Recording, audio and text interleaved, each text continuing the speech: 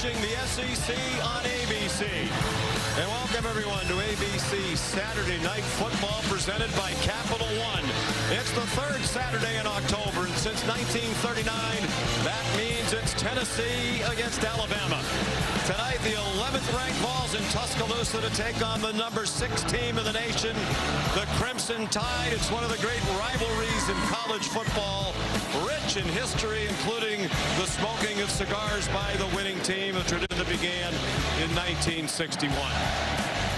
Good evening, everybody, and welcome. I'm Sean McDonough along with Greg McElroy. Delighted to have you with us as this great day of SEC football continues here on ABC with two 5-1 teams. In the case of Alabama, winners of 5 in a row, the last 3 over ranked opponents. They're playing as well as any team in the country right now, led by their quarterback Ty Simpson, who is emerging as a leading contender for the Heisman Trophy. Yeah, he is skyrocketing up that Heisman leaderboard right now and on NFL draft boards as well. He has been so good these last few weeks, and he has been really good on critical down and distance. 3rd down, 3 for 3 on 4th down last week on the road at Missouri. But the biggest thing is how he's remaining aggressive while taking care of the football. 16 passing touchdowns against just 1 interception. He's got to keep a clean sheet against a good defense tonight.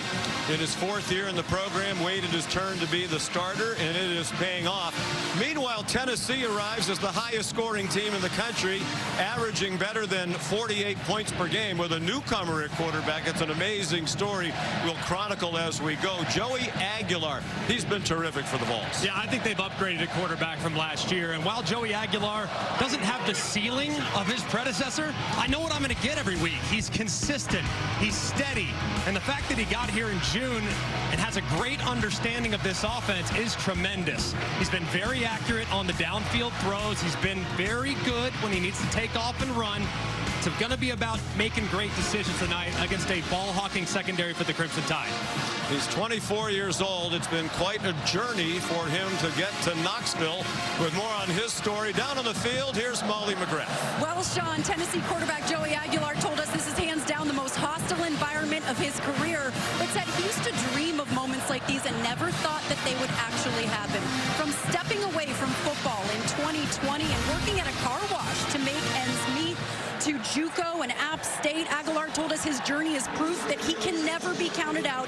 And in moments like this, he doesn't feel nervous. He feels gratitude and excitement that he is finally getting the opportunities that he dreamed of, Sean. And a brief stop at UCLA, transferred there out of App State. Thought he was going to be the starting quarterback. Then the former Tennessee quarterback, Nico Iamaleava, transferred to UCLA. So Tennessee needed a quarterback. Aguilar arrived, and as you said, Greg, he has played at a very high level. Great atmosphere here. Tennessee trying to win this game for the 2nd year in a row and trying to win in Tuscaloosa for the first time since 2003. They've lost 10 in a row here at the home of the Crimson Tide.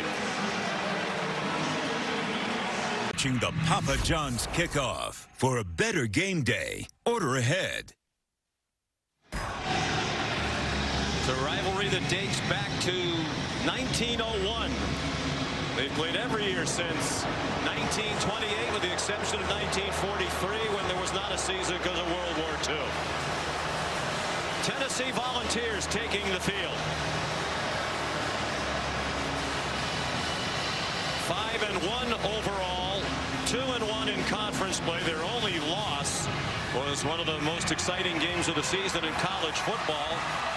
In Knoxville, Josh Heupel's team lost in overtime to Georgia, 44-41. They had a chance to kick a last-second field goal in regulation and win that game.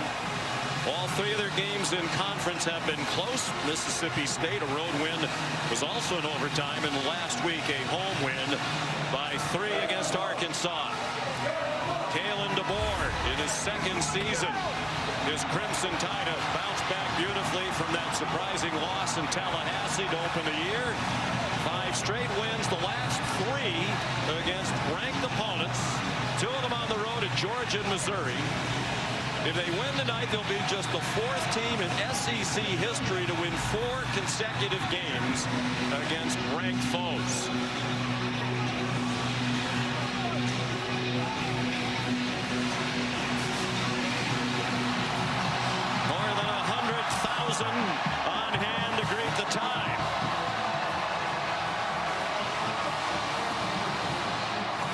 Ty Simpson ready to go.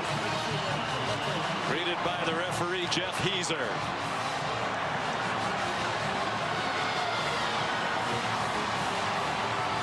The opening kickoff in just a moment. This has been the Papa John's kickoff.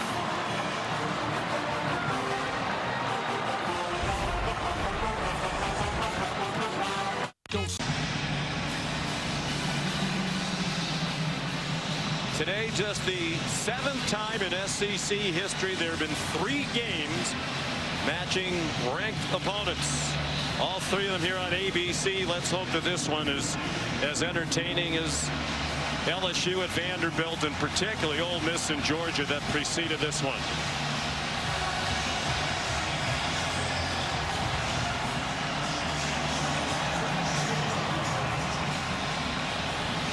Kalen DeBoer won the toss and deferred. Josh Heupel's team will be first on offense. Connor Talty will kick off. It's a breezy evening here in Tuscaloosa. We have wind gusts up to about 20 miles per hour. You were on the field before the game. Kind of a swirling wind. It can definitely affect the float on the ball in the kicking game and the passing game. Predominantly blowing left to right behind Talty's back here on the kickoff. 82 degrees at kickoff as he sends it down toward the goal line. And a fair catch made by Peyton Lewis. So Tennessee will start at the 25-yard line, led by Joey Aguilar. 1,680 passing yards this season. 6'3", 225 pounds, from Antioch, California, the East Bay in the San Francisco Bay Area. Has thrown for 200 yards or more in every start of his career, all 30 of them. This is his 7th for Tennessee. The first 24 came at Appalachian State. Off the play fake, he's on target to the far sideline to Chris Brazzell, who's out of bounds short of the first down. An 8-yard gain, and as usual Tennessee will go very quickly. They run a play about every 21.5 seconds. There was some movement before that snap. For a false start against the Vols. Before the snap, false start. Offense.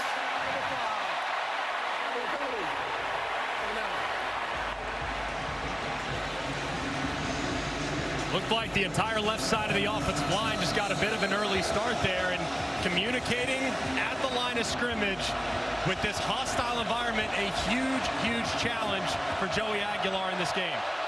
Biggest road crowd he's ever played in front of.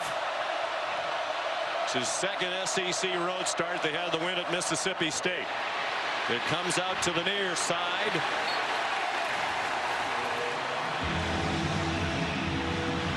Six-yard gain. Xavier Brown made the tackle on Mike Matthews. This is something you're not often used to seeing with Josh Heupel's offenses in the past, but this year they've intentionally gone to become a little more deliberate, willing to huddle, especially on critical down and distance like 3rd and short to start the game. Deafening noise. Aguilar under center on 3rd down and 2.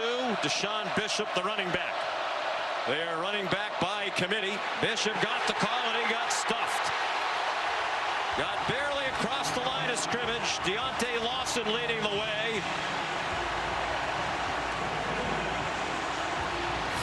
A great play by Deontay Lawson, anticipating the snap and shooting the gap right inside the left guard, Umarov, dropping the back right behind the backfield. A terrific start for the Tide. James Smith there as well for Alabama. Here's Jackson Ross, the 26-year-old Australian, to punt. Cole Adams back deep for it.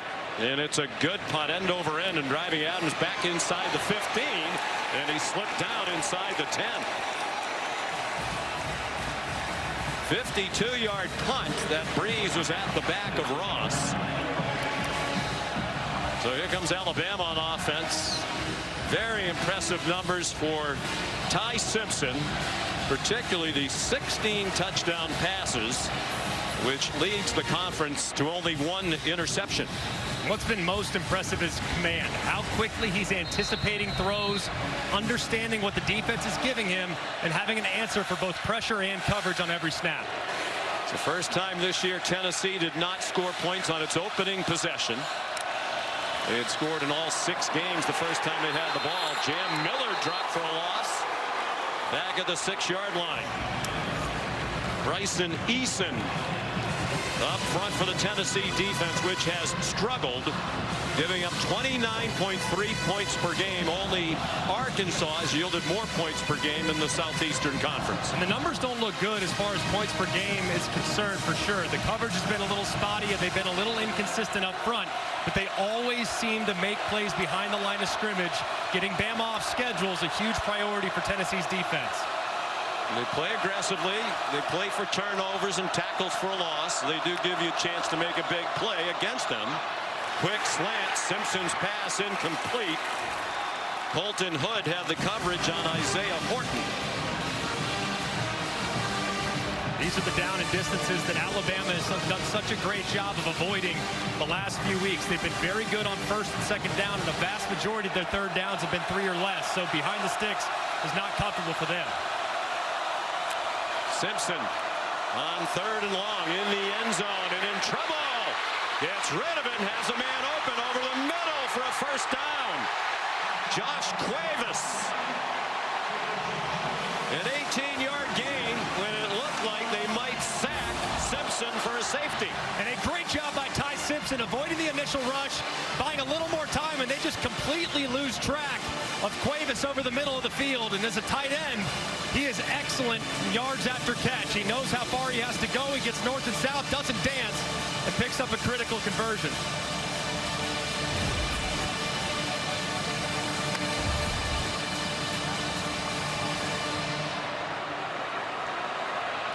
.53% on 3rd down coming in. A very good number, and they convert on 3rd and long. There's a flag down, could be a free play, and the pass is over the head of Jeremy Bernard with Colton Hood in coverage again. Offside. Defense. Number 57. 5-yard penalty. Remains 1st down. I think the biggest change in this Alabama offense this year has been how good they are on 3rd down. Doesn't matter if it's 3rd and long, even if it's 4th and long, like 4th and 8 last week against Missouri. They have been so good. That's why they won the game at Missouri. That's why they won the game at Georgia. And they're off to a nice start against a good Tennessee front. Ryan Grubb, 1st-year offensive coordinator here at Alabama. Been with Kalen DeBoer a long time. Didn't come with them from Washington. Spent 1 year in the NFL with the Seattle Seahawks.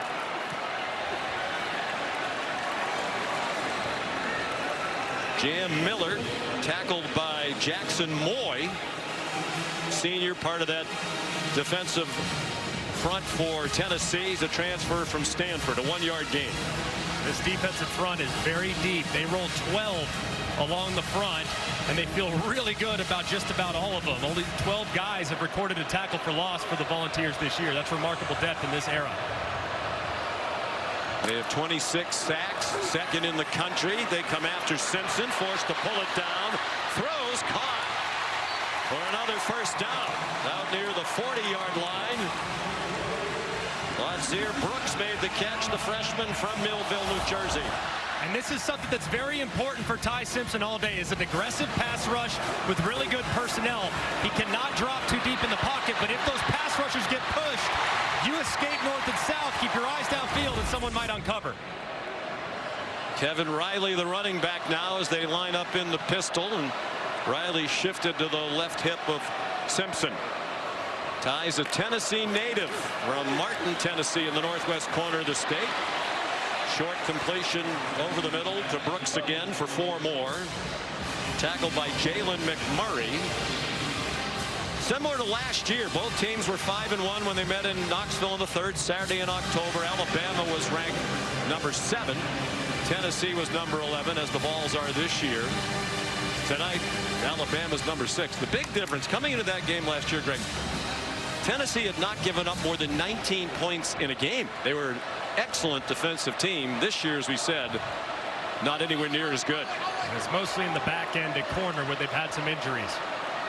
Jamad McCoy and Ricky Gibson, who would be starters. There's a deep ball and a catch over the shoulder by Ryan Williams.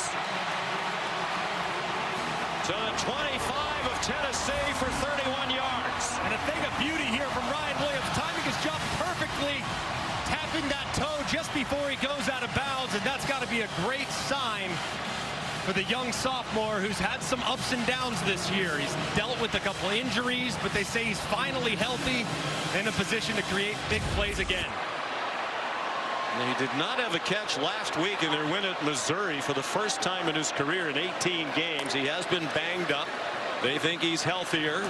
Here's a trick play, and this one's going to go a long way.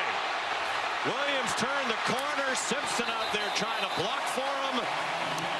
First and goal, tied at the 9-yard line. Man, this play took a long time to develop. You can see the late pitch, and there's nobody home. It's a very aggressive front that will over-pursue, so misdirection can be very helpful for the Tide's offense tonight. Briskly on the move. Jeremy Bernard to the 4-yard line. On the 9th play of the drive, they started at their own 9-yard line.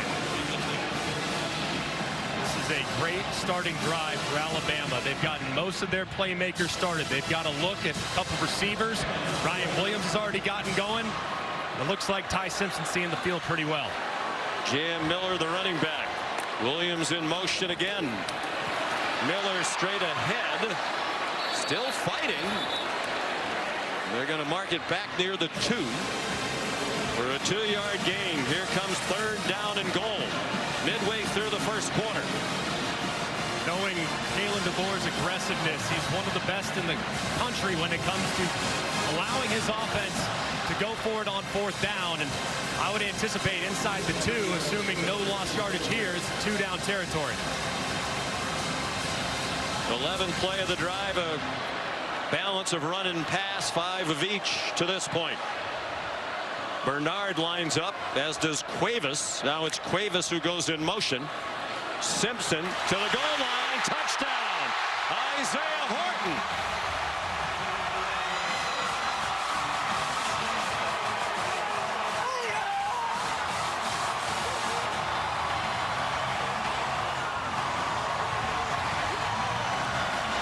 What a drive, 91 yards in 11 plays.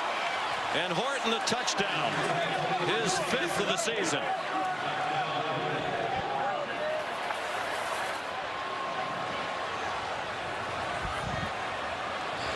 Simpson 5 out of 6 on the drive for 65 yards, now 17 touchdown passes and only 1 interception. Connor Talty's extra point makes it 7-zip. Just a thing of beauty all the way down the field from Ty Simpson, who locates the mismatch on the outside with his big receiver. 11 plays, 91 yards in 6 minutes give the Tide the 7-point lead. Another fast start for Alabama. Last week in Columbia, Missouri, their first 2 drives, both double digits in number of plays, both ending in touchdowns, and then their first possession tonight goes 91 yards for another TD.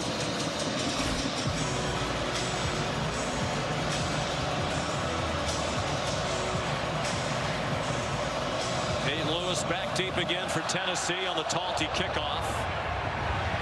And he's not going to try to bring that one back from about 2 yards deep.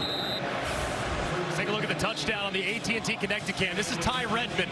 He's a freshman, talented young man, but it is moving fast for him. He's had some challenges in coverage and consistency this year. Ty Simpson recognizes the one-on-one against Isaiah Horton. It's a beautiful route by Horton. Very patient. Look at the timing. The ball is coming out as soon as Horton's getting out of his break, and Ty Simpson wore one on the back of it too. So good job there by the quarterback getting it out before the rush could get home. Dominic Bailey with a hit that was almost late. So after failing to score on their first possession for the first time this year, here's Joey Aguilar and the Volunteers. Out of the tight formation, he's going to go down. Back inside the 15-yard line, Yonze Pierre for Alabama. Just a great rush here by Pierre as they work inside. He's going to get matched up with the left guard, Moy. He just runs right through him and drops Aguilar. They haven't had many sacks, just their 10th as a team. Loss of 9. They marked it on the 16-yard line. Quick throw by Joey Aguilar. Chris Brazzell to run after the catch. And he's out of bounds across the 25. They'll give him the 27 for a gain of 11, but they still need 8 more on 3rd down. The protection needs to be good. This offensive line for Tennessee has been outstanding all season long. To see some vulnerabilities early, it's a bit of a surprise, but on obvious passing situation, no Bama's pinning their ears back. Aguilar in trouble again, on target. Terrific leaping catch and a 1st down. Chris Brazzell using all of that 6'5" frame for a 17-yard gain. And a great job, too, by Aguilar, moving in the pocket, buying just enough time and getting it to Brazzell on the over route. That was well executed by Tennessee. That's Dejoun Lee in coverage, the true freshman getting a start tonight. That pass is incomplete. And Bray Hubbard almost laid out the intended receiver, Mike Matthews. Dangerous throw in terms of the well-being of the receiver. And that's one thing Alabama's defense does such a great job of. Kane Womack is a master of disguise, and Bray Hubbard, his safety, has great instincts. That time he nearly baited Aguilar into throwing it right to him, or a near blow-up on the side.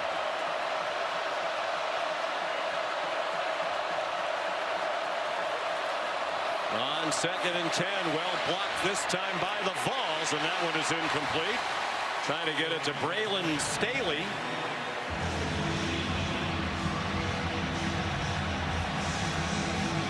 Looked like Justin Jefferson, who was dropping from his linebacker position, got a hand on it, and he did.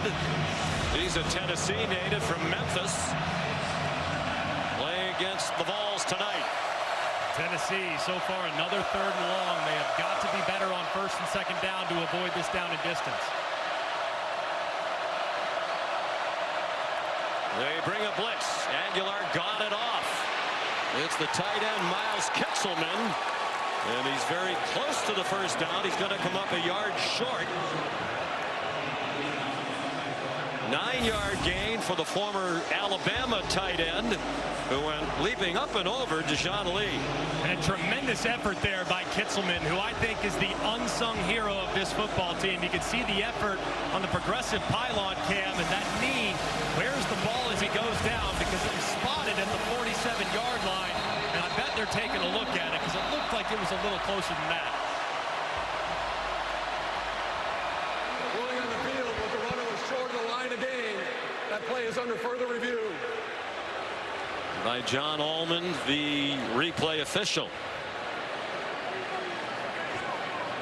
4:34 to go, 1st quarter. Alabama looking for its 6th win in a row, leading Tennessee 7-0.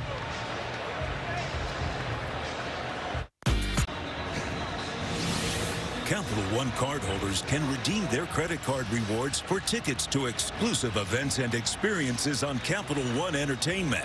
Scan the code to learn more. Capital One, what's in your wallet? While we were away, the replay booth confirmed that there was a good spot on the last play. Kitselman's foot out of bounds. The ball not quite to the line to gain, which is the 46. They're about 1.5 feet short. Josh Heupel's going for it on 4th down. Crowded backfield. Kitselman has the 1st down. They're now 4 for 4 on 4th down this season. The only team in the FBS that's perfect on 4th down, but 4 attempts is very few. It's amazing, and if you look at their go, no-go percentages, they are 136th in college football. Just 11% of the time when they have that decision to be made, that they decide to go for it plus territory. for attempts on fourth down is also the fewest in FBS. Again, crowded around Aguilar, who hands it off to Bishop, who got pulled down for no gain, maybe a half yard. Bishop, part of running back by committee. Redshirt sophomore from Knoxville, came as a preferred walk-on despite the fact that he had a prolific high school career, twice Mr. Football in Tennessee. Now on scholarship. Play action pass. Joey Aguilar, man open. And a lunging catch as he inbounds. For the moment, they're saying yes. Brazel, another catch using that long frame. There's a flag down near side, back near the line of scrimmage. Another player downfield, number 14. He was coming up. 5-yard penalty. Second down. Braylon Staley. And it's pretty close, as you can see right here. Staley's right on the end of the line of scrimmage, but you have to check in with the linesman. Looks like he never got off the ball. Therefore, he was covered up by Matthews, who was just outside to his left. So that's kind of on the quarterback and the wide receiver to check in and make sure that you confirm that you're off the ball. So big missed opportunity there for Tennessee. Wipes out a 17-yard gain. Aguilar on target. Staley the catch of a 6-catch performance last week in their win against Arkansas that went for a career high 109 yards receiving. Staley, I think, is bound to emerge at some point here in the next couple games. Still a young receiver, but very gifted. And on third down, the guy that they've utilized mostly in these situations is Kitselman, their tight end. He was lined up to Aguilar's left. He looked in that direction. He gets sacked again by Yonze Pierre. Way back at the 46-yard line of Tennessee.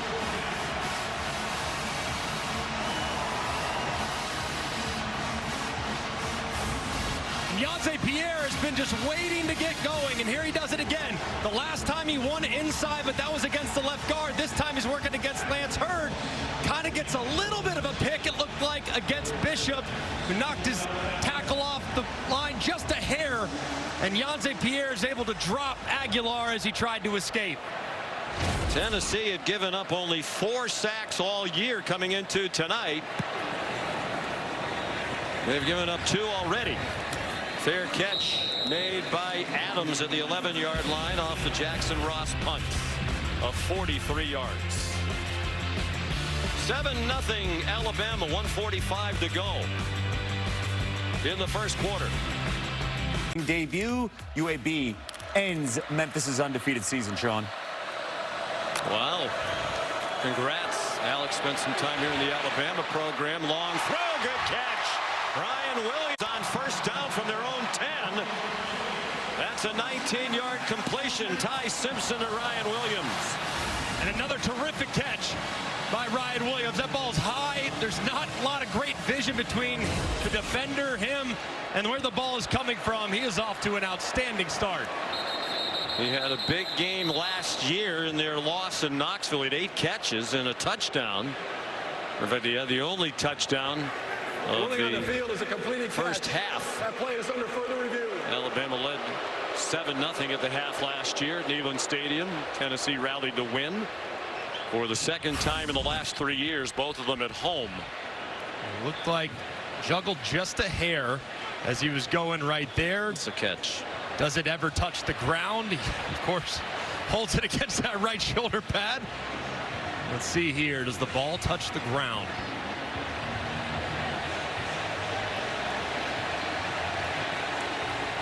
Well, let's bring in our rules expert, longtime Southeastern Conference referee, Matt Austin. Matt, what do you think? Yeah, Sean, I don't think he ever had firm control of this ball, and I do think as he rolled over that the ball did touch the ground. I think this is going to be ruled an incomplete pass. Yeah, I see what you're saying. Kind of bobbles it there, and right there you have to survive the ground all the way through and maintain firm control. Well, where does he lose it, Matt, as we're looking at it? I mean, the ball disappears from that shot. That's where he hits the ground. But is it not wedged up against his bicep or shoulder? Well, it's wedged between the part of his hand and his helmet, and that does not constitute firm control, in my opinion. So I do think they'll overrule this.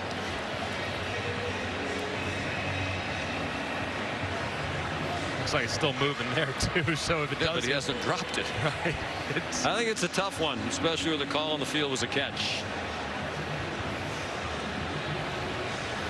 So hard with some of these catch no catch circumstances. It did look like the nose of the football touched the ground, but it's up to the judges as to whether or not it is firm control. Matt thinks no. Sean, you think yes? Well, I don't think yes necessarily. I just don't see the ball ever really come free or hit the ground when it doesn't look like it's attached to his body.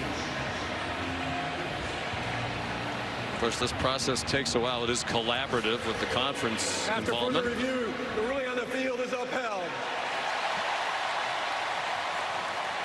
Probably back to the original call, partly because there's no indisputable evidence beyond all doubt to overturn. And we have a first tonight. It's the first time I disagree with Matt, and I was right. Attaboy, Sean. I wasn't necessarily right. I mean, the replay people agreed with me, which is also a first, I believe. Hey, we're getting somewhere.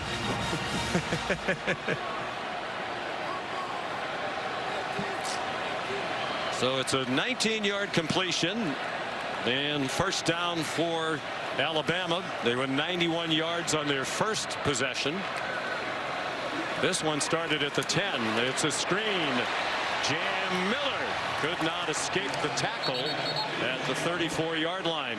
A 5-yard gain. Here's Molly McGrath. Well, Sean, Alabama coaches told us after nagging injuries, Ryan Williams finally has his speed back, and teammates were celebrating him on the sideline as if he were the one to score a touchdown on that last drive, saying, I told you you were back. And Ty Simpson told him, keep it coming, don't let up. So it looks like they're trying to get him more involved tonight, Sean. They are great friends. We visited 2 weeks ago with Ty Simpson and Ryan Williams together, and Ty Simpson described him as his best friend. Miller did well to get close to the first down marker on what will likely be the last play of the first quarter. They're going to mark him just shy with a 4-yard gain. It'll be 3rd and 1 when the second quarter begins. The end of the first quarter. With Alabama leading Tennessee 7-0 on a touchdown by Isaiah Horton. ESPN's presentation of college football on ABC will return after this message and a word from our ABC stations. ESPN app. They took a look at the final play of the first quarter, moved the ball. Jam Miller did get enough for the first down. And now before the first snap of the second quarter, there's a false start. Offense, number 1. 5-yard penalty. Against Isaiah Horton, who scored the only touchdown of this game. It's the first Alabama penalty. Tennessee's been assessed 3.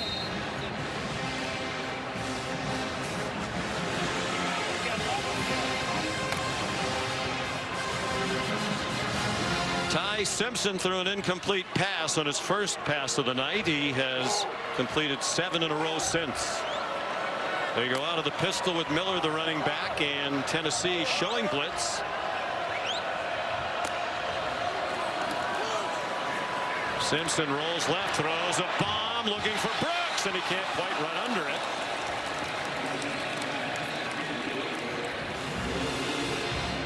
On return, Tide had the coverage. Ty Simpson's dad is here tonight, Jason Simpson, 20 years the head coach at Tennessee Martin, and already in a good mood as his team won today. The Skyhawks won at Gardner-Webb for Alabama, and Ty Simpson. Dad made it in time for the pregame warm-up. We asked Ty about that yesterday. Well, your dad was only at the one game. It was the one game you lost. It didn't go very well. He said, we're not superstitious. We're just stitious. Just a little stitious. Just a little stitious. Just a tiny bit. And what football player isn't? But I know he's proud of his son. And tell you what, Ty plays like a coach's son, man. So cerebral, making great decisions, and he has a lot of freedom at the line of scrimmage.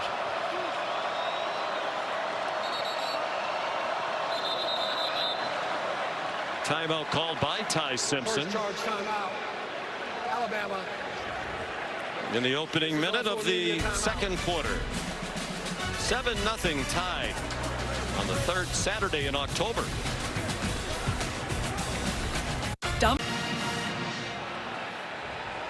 Jason Simpson not just here to support his son Ty, the Alabama starting quarterback. He's here as the father of a recruit, Graham Simpson, sophomore in high school in Martin, Tennessee, is a top quarterback prospect, already has an offer from Alabama and several other schools. They're sitting with the recruits, not with Ty's mom, Julie's, in another section. Ty's the oldest of three, sister Emma, the other sibling. Here's 3rd down and 9. They're 2 for 2 on 3rd down. They had a 3rd down and 13 conversion on their touchdown drive to start the game. Simpson a bullet, and the ball comes out and ruled an incomplete pass. Lonnie Brooks couldn't hang on to it. On the field is an incomplete pass, 4th down. That was a laser beam fired by Ty Simpson. Boo Carter in coverage for the Vols. Man, did he throw that thing with a lot of velocity. And Lonnie Brooks is a little bit behind him, pulled it in, thought he might have secured it, where Horton was able to jump down, thought it might be a fumble initially. I'm sure they're taking a look at it. That was a great play, though, by Carter to try to strip that ball out. I don't think he ever had it. Blake Dowd on the punt for Alabama. Boo Carter back deep, standing at his own 10. Low wobbly kick and a fair catch made by Carter. Here's Molly. Well, Sean, you mentioned quarterback Ty Simpson's dad, Jason, the head coach at UT Martin, and he admitted to us before the game he tried to keep things moving in their win today so he could attend his son's game. They ran the ball more, over 240 yards. He didn't challenge a couple penalties, and thanks to NIL, Ty had a plane waiting for dad the second after this one went final. And you saw that embrace pregame. He told Ty, catch every snap, do the little things well, always coaching up his son, Sean. Yeah, you can tell when you talk to Ty, he's the son of a coach, a very good coach. Won 5 Ohio Valley Conference championships, most of them in recent years. So here's 1st down for Joey Aguilar and the Vols, and the catch made after a 9-yard gain by Braylon Staley. How about our visit 2 weeks ago with Ty Simpson? We asked him, did you ever think about going to UT Martin, playing for your dad? He said, no, my dad said, I'm not coachable. Still intending to try, though, today before the game. Here's a 1st down pickup and a tough run by Peyton Lewis. Out to the 42. He got them some tough yards last week in that win against Arkansas. Scored a couple of touchdowns from down near the goal line. Picked up a late 1st down as they were protecting the lead. He got 11 there.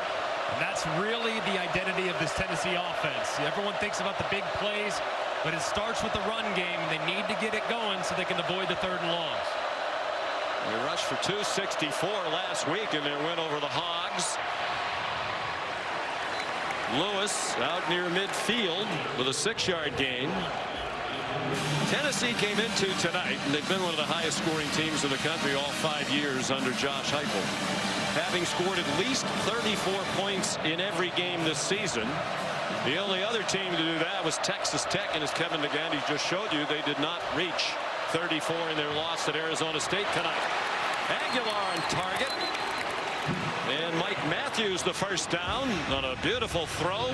Out of bounds at the 34 with 18 on that play. And that's a throw right there that I don't think they had in the offense last year. I mean, that is a field side comeback, circus route, 15 yards downfield from the opposite hash. They just didn't trust Nico Iamaleava to make that throw, but they love Joey Aguilar's arm, and that's a big reason why he's wearing the orange and white. He's definitely more consistently accurate than Nico was. Lewis, the ball carrier again. Sophomore from Salem, Virginia, got 2. One thing with this offense, this is called the fringe part of the red zone. Traditionally, the red zone starts at the 20-yard line, but in an offense that's built on creating explosives, this is, in many ways, the red zone extended. So they love on 2nd down to go heavy play action, try to take a shot. So Alabama needs to keep their antenna up.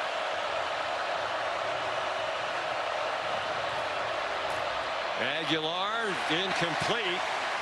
Went by Kitzelman, who looked like he wasn't sure if the ball was intended for him or not. So here's 3rd down and 8. They are on the fringe of field goal range for Max Gilbert. Kane Womack, the defensive coordinator for Alabama. This is an area of the field where he likes to bring pressure. He likes to heat up the quarterback because a sack likely knocks you out of field goal range. The Vols 1 out of 4 on 3rd down. Aguilar got it off on target. Braylon Staley tripped up inside the 5. Deshaun Jones saved a touchdown for Alabama. It's a 30-yard gain for Tennessee. They run quickly to the line of scrimmage at the 2. Lewis dropped for a loss. Nakai Hill-Green and the Alabama defense lined up quickly. They know they need to be ready, and they were to drop that for a 2-yard loss. And when Tennessee gets inside the 5-yard line, they are 90+% run. Why? Because the passing attack where they stretch the field disappears when the field condenses. But when the passes come, it's usually here on a 2nd down with a play actually trying to get somebody behind the defense. Aguilar's thrown a touchdown pass in 17 straight games. Trying to make it 18. Now he pulls it down. Running out of time, and he gets blasted near the 2-yard line. Justin Jefferson there for Alabama. This is the loudest section on the field. Right in front of the student section, you're about 15 yards away. Have to make sure you communicate here because false start or lost yardage takes away the ability to go for it on 4th down if you want.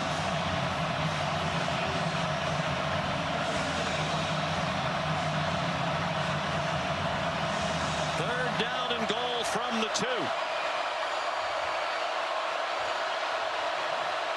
Lewis, the running back. Kitzelman shifted toward the backfield. Aguilar, touchdown. Braylon Staley in the back of the end zone.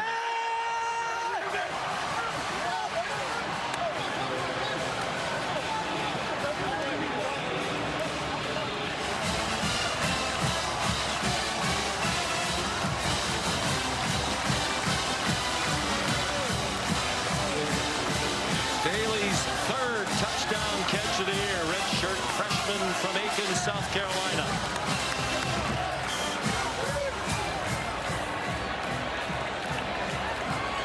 Ten plays, 78 yards. Staley in 3 catches on the drive, including the touchdown. Max Gilbert to tie it. And it's 7-7 with 9:46 to go in the first half. You're watching the Dr. Pepper Championship Drive.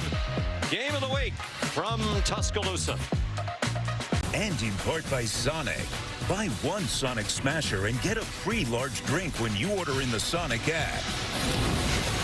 3rd Saturday in October, Tennessee and Alabama, also known as the Cigar Game. That tradition started in 1961. The winning team smoking cigars. It's Reagan Starner of R&R Cigars here in Tuscaloosa, hoping that he has to hand out some stogies to celebrate a victory. But the Vols tied it on a nice drive, 10 plays and 78 yards, and another touchdown pass for Aguilar, his 15th of the year. Josh Turbeville kicks off. Latsir Brooks is the deepest for Alabama. Usually a touchback for Turbeville. 39 times and 44 kickoffs. That one's going to go out of bounds. Kicking into that breeze that we mentioned at the start of the game. Kicking team, number 94. Ball replaced at the 35-yard line. First down. Well, the offensive staff for Tennessee have found the matchup that they like, and it's Staley against Day-Day Jones. This time they got it right there. The matchup is perfect in the back. You see immediately the uncover from Staley. Aguilar times it beautifully. It's just a terrific route, taking advantage of a matchup that is favorable for the Volunteers. In 18 straight games with touchdown passes, now the longest active streak in the country. Blake Shapen of Mississippi State had thrown one in 21 straight games, but that streak ended today in Mississippi State's loss at Florida. By far the best starting field position for Alabama. They started their 9 and their 10 And Kevin Riley dropped for a loss by Jeremiah Thielander. Here's Molly. Well, Sean, Tennessee quarterback Joey Aguilar took a hard hit on that last drive, and athletic training staff rushed over to him when he was on the sideline, and they were looking at the back of his neck. They still are.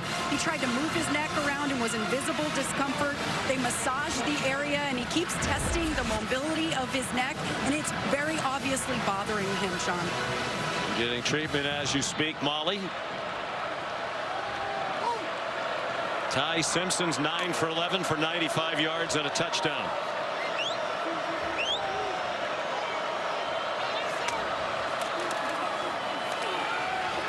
Riley again, nothing doing. Joshua Josephs, the outstanding defensive end. They call it the Leo position, hybrid of a defensive end and an outside linebacker. This group for Tennessee along the defensive line is so good at gap penetrating. Now, that aggressiveness can sometimes come back to bite you because you might get out of position from time to time. But when they win inside against an offensive lineman, they almost always drop the back behind the line of scrimmage to set up long yardage situations. Tim Banks is the coordinator. They've had 446 tackles for a loss since 2021. That is most in the Southeastern Conference. They have talent up front, and they attack. Schematically, Simpson incomplete. Intended for Brooks. There's Banks on the right of your screen.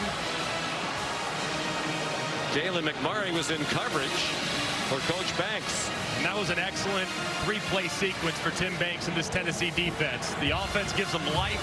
They've now tied the game, quieted the crowd just a bit. You force an immediate 3-and-out. And all three plays played right into the strength of Tennessee. Negative yardage plays on first and second down, forcing long yardage third down. Blake Dowd, the first-year punter. Boo Carter's back for it. He signals for a fair catch and makes it inside the 20. 48-yard punt. 7-7 the score. You're watching ABC Saturday Night Football, presented by Capital One. As Tennessee comes on the field after the punt, it is Joey Aguilar. He stood for quite a while on the sideline talking to their training staff. Jake Merklinger, the backup quarterback, was doing some throwing on the field. But it is Aguilar to continue, at least for the moment, in a 7-7 game with 8:03 to go in the first half. Sometimes with that neck, especially if it gets tight, it can have a bit of a disruption with your accuracy, so worth watching here. He's 10 out of 13 so far for 118 and the touchdown. Off the play fake, takes the check down. It's a little too high for Peyton Lewis. Aguilar showed off tremendous accuracy in that game against Georgia. Started 14 for 14. And he wasn't checked down Charlie, as Rex Ryan would say. It was certainly not dink and dunk that day. I think they were going for deep balls every play, it felt like.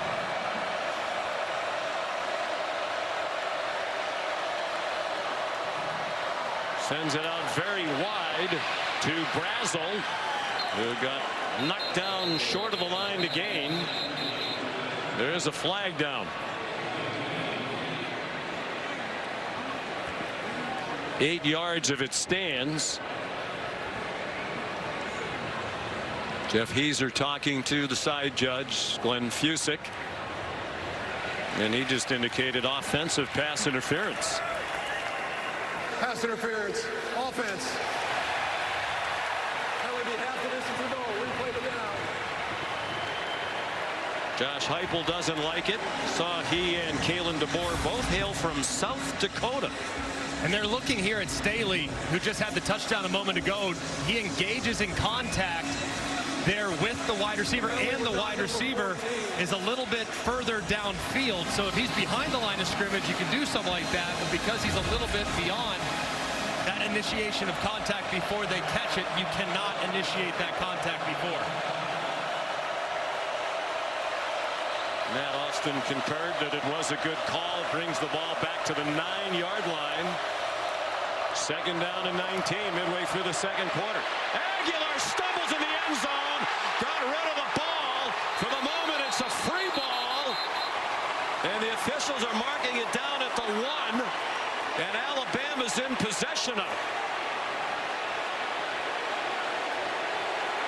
looked like he didn't get it past the line of scrimmage. He didn't get out the tackle box, and there's no intended receiver in the area. It might be a safety. Yeah, it's going to be intentional grounding in the end zone and a safety. Because the foul happened in the intent results in a safety.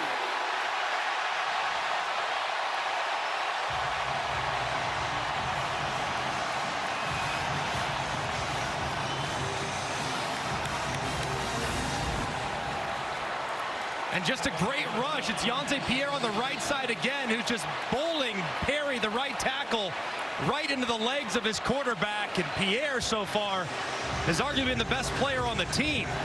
That's now 2 sacks and a forced safety here as he walks that big right tackle Perry into the lap of Aguilar. Unfortunate for Tennessee. Aguilar got tangled up with his right tackle Perry. The offensive line play has been excellent coming in. They lost 4 starters from a year ago. For the new offensive line, coaches were raving about what a good job they've done. As we said earlier, they've given up only 4 sacks all year. 8th fewest in the country, tied with Vandy for the fewest in the SEC starting today. And you mentioned Yhonzae Pierre. Number 7 is now number 47. Quay Rousseau injured. Jamarian Latham injured. And for the most part, Pierre was waiting behind them. We talked to the coaches 2 weeks ago. They said, you know what? Pierre's really good. Yeah. And this is his first multi-sack game of his career. Redshirt sophomore from Eufaula, Alabama. First of many. I mean, this young man's got a lot of juice off the edge and has the length. I mean, he looks like a prototypical edge rusher that we've seen in crimson and white for a number of years. So the free kick comes from the 20, Turbeville. And Lazier Brooks from the 15. And he reached the 31-yard line. Tackled by Trey Poteet. So far for Alabama, the run game really hasn't been there. Jam Miller's averaging just 1 yard per carry. Kevin Riley, his 2 carries have gone for -2. The only guy with anything going on the ground is Ryan Williams, and that was on a big reverse. So at some point, Ryan Grubb is going to have to find some movement up front in the run game to take the pressure off the pass. Very impressive opening drive. 2 punts since. They shift back into the pistol with Jam Miller behind Ty Simpson. Simpson steps into the throw. Caught Jeremy Bernard to the Tennessee 40. Second catch of the day for their leading receiver for the year, Bernard. And this is a really decisive throw here from Ty Simpson. Off play action, big dagger concept to Bernard, working underneath the linebacker T-Lander, and the ball is perfectly on target. We told you in the open that Ty Simpson's among the best quarterbacks in college football, working the middle of the field, particularly between the hashes, and the Simpson family, his dad Jason, loving what they just saw. And Graham sure looks an awful lot like his older brother Ty. Are we sure that that's not Ty and Graham's actually playing? Do we know that for sure?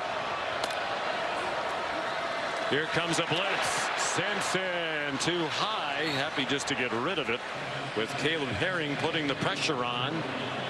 Bernard couldn't rescue the throw.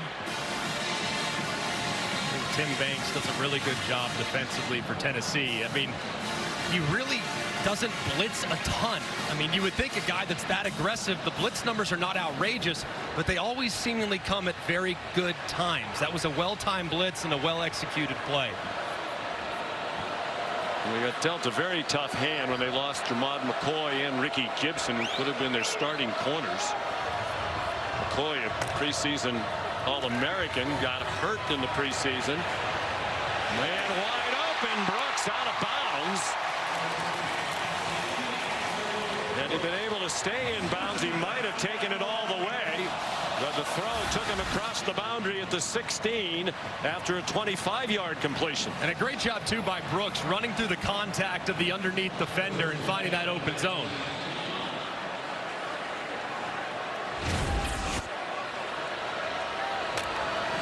Brian Williams went in motion.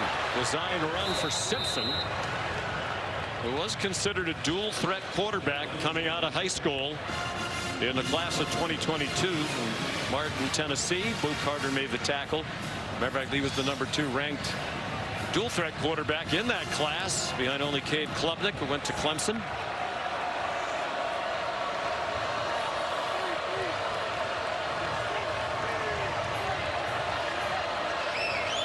He grew up in Tennessee, surrounded by volunteer fans, was heavily recruited by the Vols, said they were really the runner-up when he had to make his decision where to go, and he chose Alabama. Simpson caught. Good hands catch by Ryan Williams. 1st and goal, Bama at the 2. 14 more on the throw by Simpson. Another really nicely timed throw by Ty Simpson, and throwing Ryan Williams away from the outside defender, finding some more grass. 3 catches, 64 for Williams after he was shut out last week at Mizzou. Jam Miller inside the 1-yard line. Simpson's velocity looks fast even in slow motion replays. He can really rip the ball, man, and that's something I don't think a lot of people knew about. I mean, knew he had a lot of talent, but the velocity on the ball is something that's kind of blown everybody away, and I think a lot of it has to do with the confidence that he's playing with. When he releases the ball, he knows where it's going, so he can put a lot of juice on it every time he throws. That was his mom, Julie, looking on anxiously. 2nd and goal. Simpson under center. Cuevas the move man. The pitch back to Miller for a walk-in touchdown.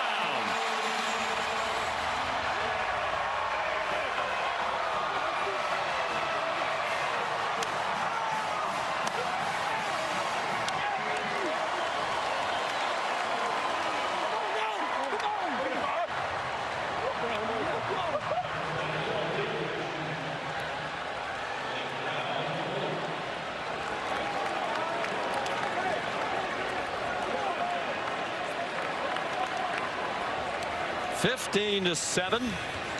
69 yards after the free kick. Following the safety, Connor Talty adds the extra point. And it's a 9-point tied lead on the 2nd touchdown of the year for Jam Miller. He missed the first 3 games of the season due to a collarbone injury. And this is just a great design by Ryan Grubb. Look at this motion, how it has a little bit of an impact on those Tennessee defenders. Watch them slide just ever so slightly to their left, which allows Caden Proctor, the tackle, to get outside, jump leverage. There's nothing but green grass for Jam Miller for another score.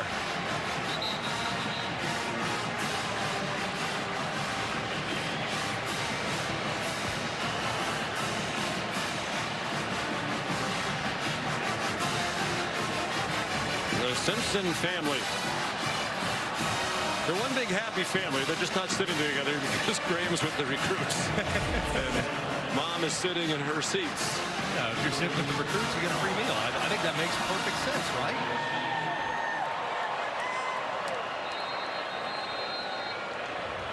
Kalen DeBoer and the Tide looking for their 6th win in a row.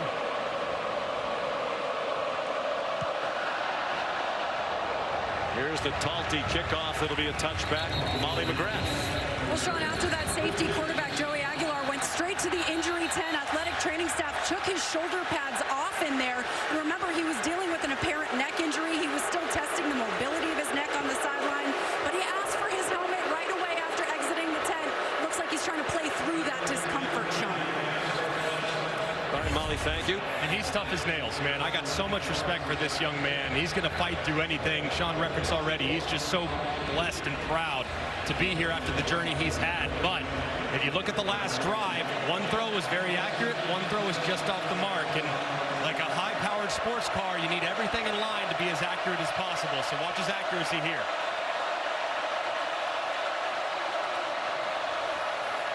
They come out with a run, and it works very well. Star Thomas out to the 44 with a 19-yard pickup on his first carry of the night. This run game for Tennessee is so difficult to defend with the pullers. Now Aguilar play fake. He pulls it down and runs ahead. And now a flag down on the tackle.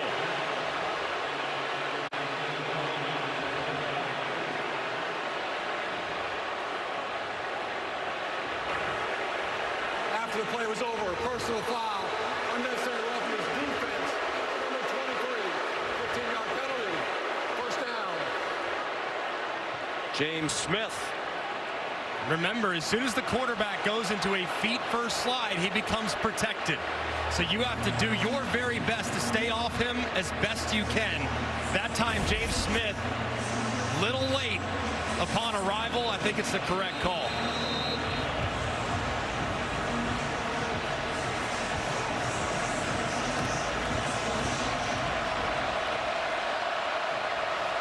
You'll notice if you watch Tennessee over the years, they don't go consistently at the blistering tempo of years gone by, and that's by design. There's a flag before the snap. Heupel's going to be irate because the umpire signaled false start when it looked like a defender might have jumped in the neutral zone. And I'm sure that's what he's trying to argue right now.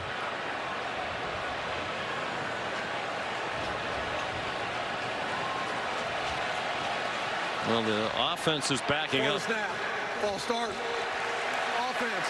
Number 64. Penalty. First down. Looked like it was number 42, Yonze Pierre. Watch how he kind of steps towards the neutral zone. There he goes, anticipates it, and then that forces the left guard to kind of flinch. And I think you probably could have called the defense there. Fortunate for Bama, they didn't. Matt Austin agrees with you. Big call, 1st and 15. Mike Matthews to the 40-yard line. Red Morgan there, backup safety for Alabama, sophomore from Phoenix City. Red Morgan in there. He's the backup Husky that was occupied earlier in the game by Day-Day Jones, but they took advantage of that matchup. Now Red Morgan getting some run there covering the slot. 2nd and 11. Braylon Staley's catch gets him to the edge of field goal range. Damani Jackson there, who did not start tonight. He lost the starting job to the freshman, John Lee. The coach has said Jackson will play a lot, be part of their rotation. Here's 3rd down and 7. So far early in this game, it's been Staley, the slot at the bottom, that's created the biggest problems for Bama's defense. Ticking down to the 2-minute stoppage. They won't snap it before that. This is the 2-minute timeout.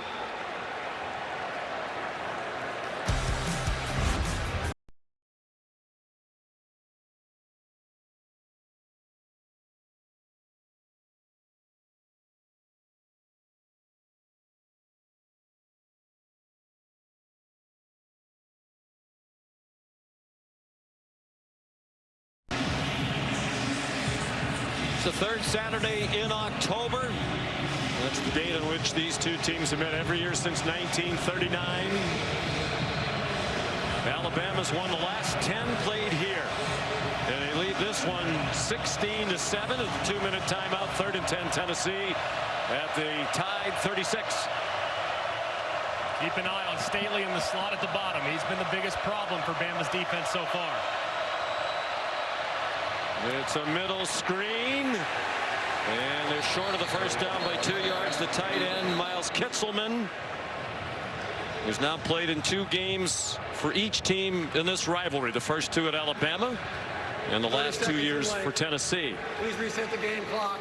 It'll be 4th down and 2, and a timeout called. We'll see what Josh Heupel elects to do. I would assume, Greg, that he will go for it, although, as we chronicled earlier, they've only gone for 4 4th downs all season, including 1 tonight. Yeah, but I think at this point, you're acknowledging that Alabama's offense is going to be tough to stop throughout the course of the game. They've played well against the run, but the back end remains a bit of a challenge, especially with those wide receivers and the reemergence of Ryan Williams. So I think knowing that 7s are going to win this game, not 3s, I totally endorse going forward here on 4th and 2. And a compelling game, 2 5-1 teams. Alabama 3-0, not even to the halfway point of the conference schedule, and yet only one other undefeated team in the conference, and that's Texas A&M after Ole Miss went down in that classic at Georgia today. They are going for it on 4th down and 2. From the 31, they are in field goal range. Star Thomas is the running back. On the right hip of Aguilar. Pressure right up the middle. Aguilar got it off. Caught. First down. Miles Kitzelman. They came after Aguilar. Plenty of poise to complete the pass. And a great job by Aguilar, knowing the all-out pressure is coming from Alabama's defense. He knows he can't block them all, so he's got to beat the unblocked defender Deontay Lawson with the throw. He does so accurately, and it's a big 4th down conversion. Please reset the game clock to 1 minute, 49 seconds. Please set the play clock at 40. We'll start on my signal. Dane Womack, the defensive coordinator, has to be pleased with what they've done so far. They've held the leading scoring team in the country to just 7 points. With 1 minute 40 to go on the clock, now running again. Left in the half. No need for Tennessee to be in a huge hurry, especially considering how good Alabama's been stealing points before the half. Aguilar, and it's broken up. Well played by Red Morgan, who had the coverage on Braylon Staley. Day Jones struggled early in this game, locking down Braylon Staley, and they sub in Red Morgan. He makes a good break on the slant to break up the pass.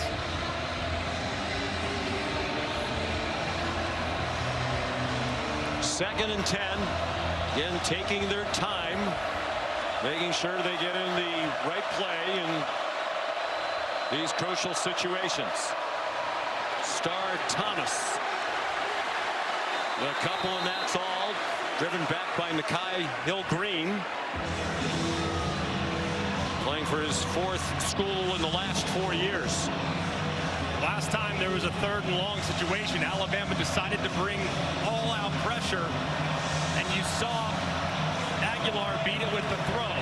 Will they bring the heat again, or will they show blitz and then drop out?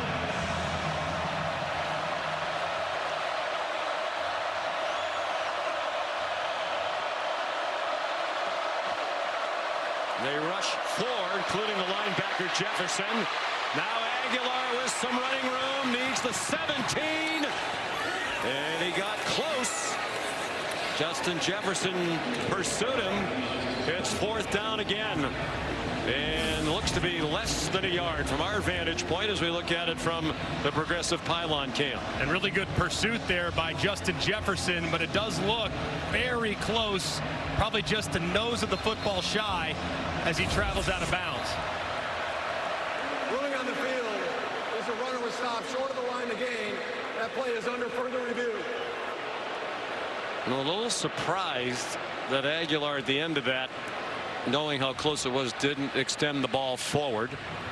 Let's bring in Matt Austin. Yeah, Sean, this is extremely close. I thought in real time that he had crossed the line. It's where the ball is when he strides across the line of scrimmage. So when the ball crossed the line, probably about a foot short. So this call will probably be upheld. They might have tried to move it forward, but pushed off balance a bit by Jefferson, which made it impossible for him to put the ball forward. He was just trying to maintain his balance at that point.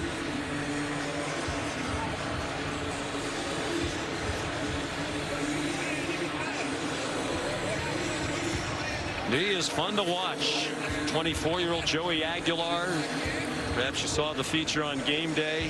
No offers out of high school in the San Francisco Bay Area. Went to City College of San Francisco. We redshirted for a year. 90-minute train ride on the Bay Area Rapid Transit, back and forth every day. Then they didn't have a season in 2020 because of COVID. He thought that might be it for football. He was thinking about becoming a firefighter. Friends and family convinced him to take one more shot at football, so he went to Diablo Valley Community College, a little closer to home. Fared well, wound up at App State, 2 years the starter there. Was going to go to UCLA out of the portal. Was at UCLA, in fact. Here comes the verdict from Jeff Heiser. After further review, the runner is short of the line to gain. It will be 4th down. So he goes to UCLA. He thinks he's going to be the starting quarterback. 17. Tennessee has a very nasty divorce with Nico Iamaleava, apparently wanted more money in NIL. Tennessee were not doing that. Maliava goes to UCLA. Now Aguilar doesn't have a starting job. Tennessee needs a quarterback. They knew very little about Joey, but it's a marriage that's worked out very well. And Joey Halsley, the offensive coordinator, said, I talked to everybody that ever worked with them. Everyone could not sing his praises more. They really did their homework, and they got a good one in Aguilar. Here's another 4th down. 2 for 2 tonight. This is inches. And they hand it off to the tailback for a 1st down, Deshaun Bishop. Now Tennessee needs to start picking up the pace just a little bit. That's Jose Aguilar, Joey's dad, here tonight from Antioch, California. And Josh Heupel is using his first timeout. I think he might have wanted a few more seconds back on the clock. Stay tuned for the Capital One halftime report. Kevin and Booger standing by. It's been a very eventful day, particularly here in the SEC. Such a fun couple of games, man.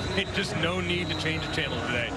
ABC from noon all the way through the night with the Vanderbilt win. What a tremendous job Clark Lee has done. And of course, how about the gutsy performance by Georgia and their offense? They find a way to win. Won a shootout with Ole Miss today in Athens. So here it's a 9-point lead for Alabama, but Tennessee's on the move. They did put a little bit of time back on the clock. 11th play of the drive for Josh Heupel's team. Joey Halsley, the offensive coordinator, calls the plays with plenty of input from Heupel.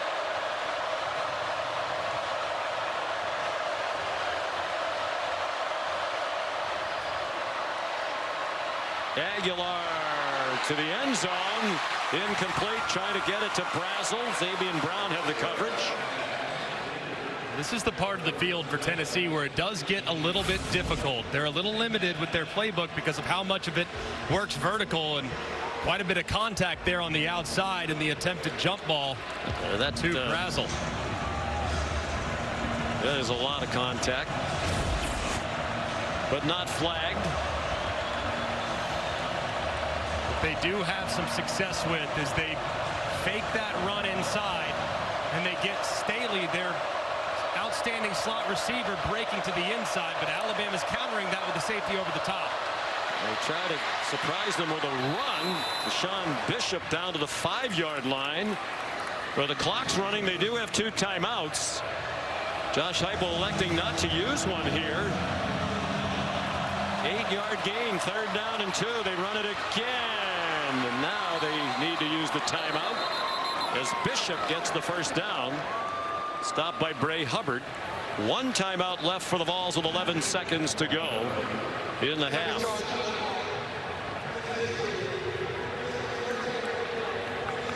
Time to take a look at tonight's playbook, brought to us by Modelo. Alabama's first possession, 91-yard drive in 11 plays. Isaiah Horton, the touchdown pass from Simpson. Staley tied it, and then the safety as Aguilar got his feet tangled up with an offensive lineman that made it 9-7. Jam Miller touchdown run in the extra point, 16-7. But now it's Tennessee on the move, poised to score and hoping for 7. And inside the 5-yard line, in every game leading up to this one, Tennessee is 90+% run. Cannot emphasize that stat enough. That is a ridiculous tendency.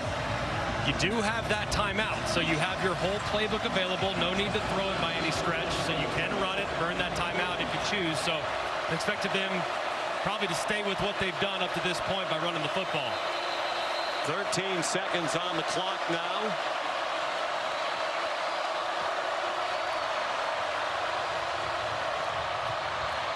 They try Bishop again.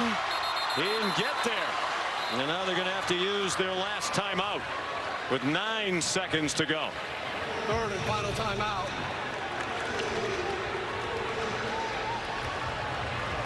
looked like Bishop, as he was churning forward, just ran to a brick wall of Crimson jerseys. Thought he might have some surge, but the big bodies inside drop him at the 1-yard line. And now for Joey Halzle, It will be a full 60-second timeout. 60 seconds in length on the timeout. the offensive coordinator, you almost are forced to pass. You can get 2 plays here, but you're going to have to go to the air, and you got to remind your quarterback you cannot, under any circumstances, take a sack in the event in which there's pressure, because a sack ends this half with no points stolen.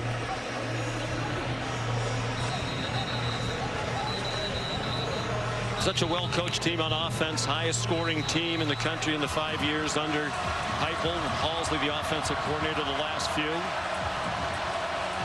Changed it up in the offseason, visited with some NFL teams, put some more shifts and motions into their offense to try to free people up to get open. 15th play of the drive. 2nd and goal from the 1.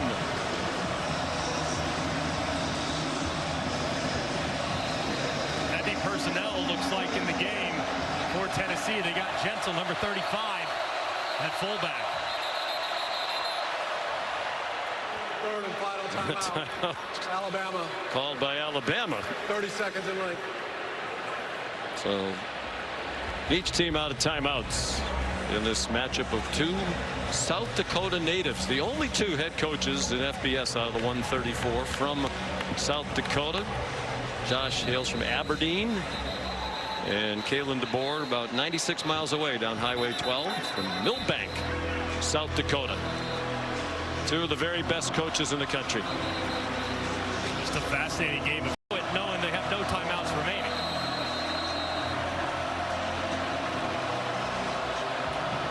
They line up again in what you would think is a run formation, but it's hard to believe they'd try that, because if they don't score, the half's over. And it's a play action pass, and it's intercepted. Zabian Brown with 1 man who can catch him. Zabian Brown all the way. Touchdown, Alabama.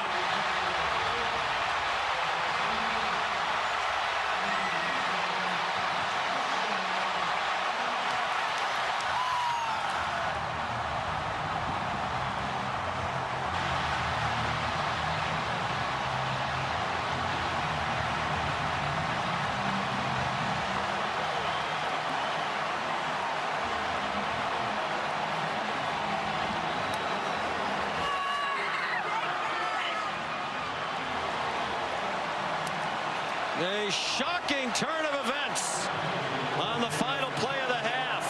Zabian Brown, the sophomore from Santa Ana, California, a 98-yard interception return. And Talty falls down the extra play. There is a little bit of a bobble on the hole. Kane Womack's defense with an enormous play.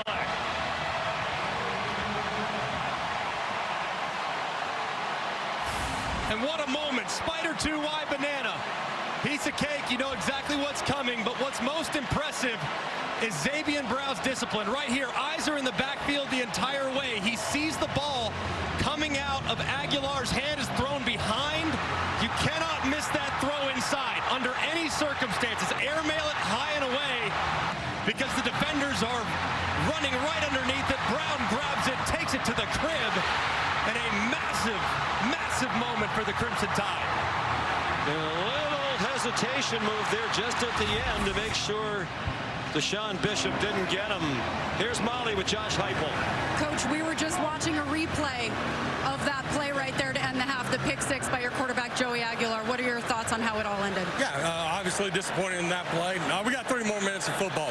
At the end of the day, they've made a few more plays than we've have. We've hurt ourselves with some penalties. Let's go play another 30 minutes. What will you say to Joey in the locker room? Let's go play. Yeah, he'll be ready to roll. He'll bounce back. All right, thank you. Sean. 4th career interception for Brown. 3 of them last year when he was a starter as a freshman. Halzle and the staff upstairs cannot believe it. And Coach Heupel has a sales pitch to give his team at the half. 23-7 Alabama.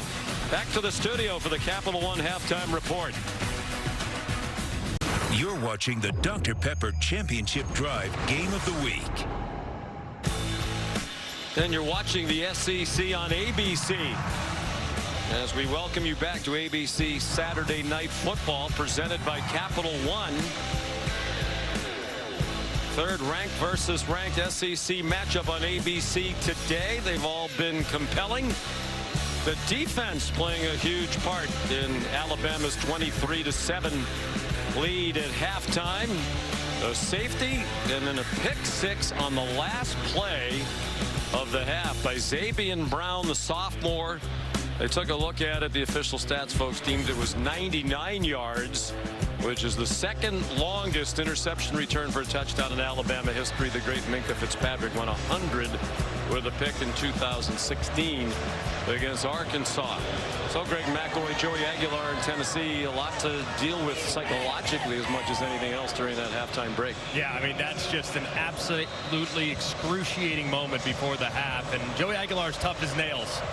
The neck injury, you have to wonder about his accuracy and a couple misses down the stretch. So, man, bouncing back from that will be very difficult, but it starts with their defense here. Alabama will get the ball first on a Josh Turbeville kickoff, which is a touchback. Time now for our All-State good hands play, and it's the pick six, and it makes no sense. They're in a goal line formation. You got two defensive linemen, a couple tackles, a couple tight ends. That's a run formation. The only time you throw it out of that is to catch them off guard, but there's 9 seconds left. You know that Tennessee is going to throw the football. So the fact that they were in a run-first formation, to me, I think puts Tennessee's offense way behind the clock, and Joey Halzle done a great job throughout the first 6 games of this season, but a big mistake there with execution and, frankly, with just a really bad play call. So Ty Simpson and Alabama on offense. Jam Miller got belted down after a gain of about 2.5. Sean McDonough and Greg McElroy. So what are your biggest thoughts as we begin the second half? Well, I think for a couple things. One, Tennessee has to stay patient. They got to stay committed to the run game right now. The play action pass will come, but you have to stay committed to the run. And then for Alabama, they got to get their run game going, because there in the first half, there wasn't a lot of opportunities for Jam Miller to kind of create against this front.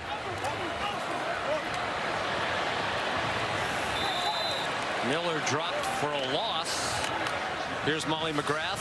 Well, Alabama head coach Kalen DeBoer told me there was great energy in the locker room after that pick six to end the half. He said, we are a better team when our energy is high, and he told his team to hold on to that momentum, stressing the importance of scoring on this first offensive possession. But like Greg said, DeBoer stressed we can be better offensively. We want more domination in the run game. And the message among players in the locker room was, finish this. Don't let them come crawling back. Remember, quarterback Ty Simpson criticized his team for their inability to finish games, guys. And neither team has run it well. Alabama has just 23 yards rushing, but that's really been the case all season long. Ty Simpson stays on his feet. Didn't get the first down, but did make the 29-yard line. It'll be 4th down and 6 after a 7-yard gain. Jordan Ross made sure Simpson didn't get the first down. A great opening drive there for Tennessee's defense, and just trying to get some of that momentum back that they were starting to create at the end of the half.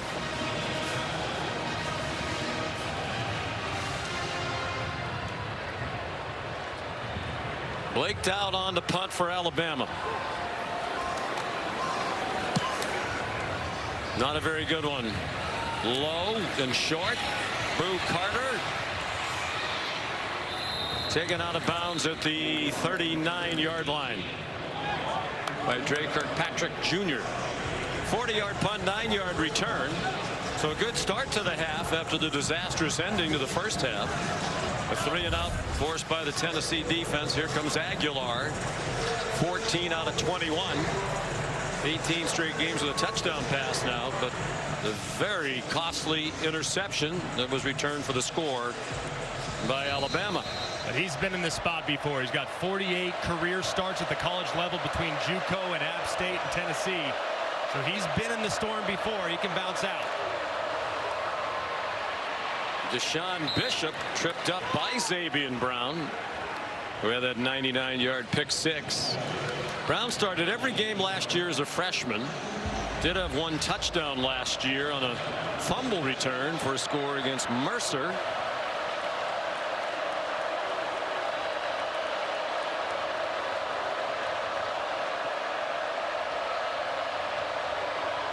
Aguilar, another play action fake, and a man open over the middle. First down, Tennessee.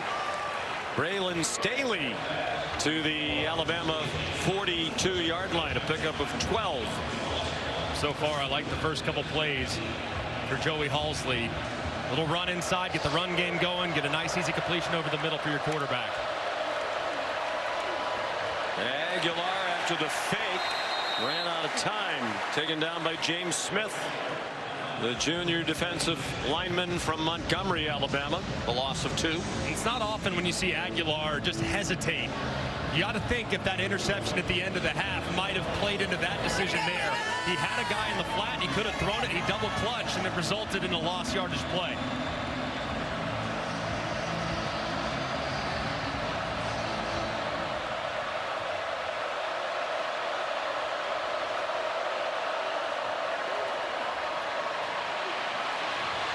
Bishop, nice cut. Deshaun Bishop might go the distance. Touchdown, Tennessee.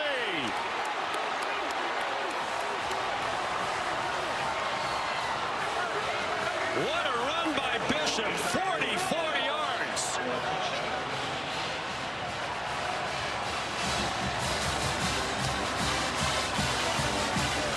And what a response to that calamity at the end of the first half. A 3-and-out on defense and a quick score when they get the ball back.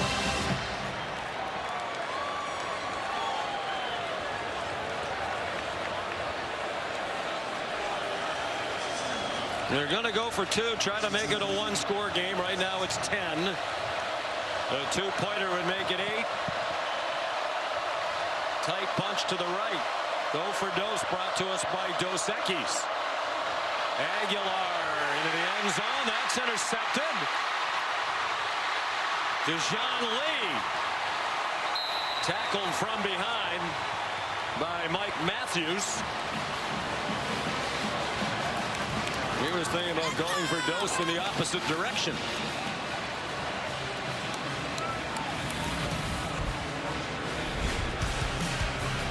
What a run by Deshaun Bishop. His 6th touchdown of the season. It's a 10-point game with a long way to go on the 3rd Saturday in October. You're watching the SEC on ABC from Saban Field at Bryant-Denny Stadium, or as Greg McElroy calls it, the house that Greg McElroy built. I can assure you that is not the case for those that took that seriously. I'm hoping that nobody did. Turbeville, another touchback. It's a 10-point game after the run by Bishop. And running game's a game of numbers. So you have 3 blockers for 3 guys right side of the center. Plenty of room, and actually see Alabama slide just ever so slightly inside to allow Tennessee to capture the edge. And that's just really poorly done at the second level by the Tide.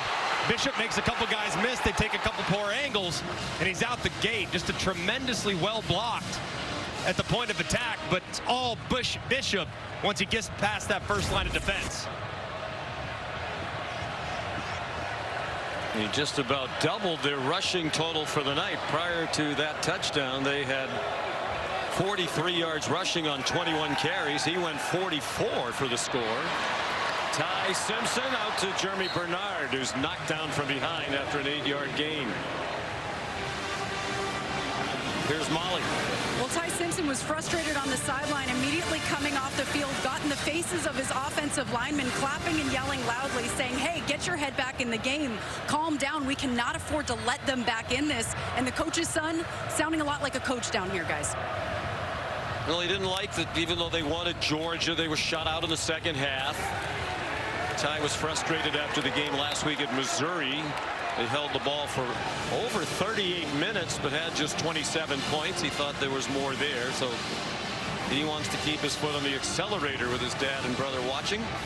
I think this is a big third down for Alabama. 3 and out on the first drive, possibility for 3 and out here on the second drive. And here, third down and 2 or so. They love to utilize these bunch formations. Could also motion the back end of the backfield, but Ryan Williams has been the go-to guy in the passing game today. There's 3 catches, 64 yards.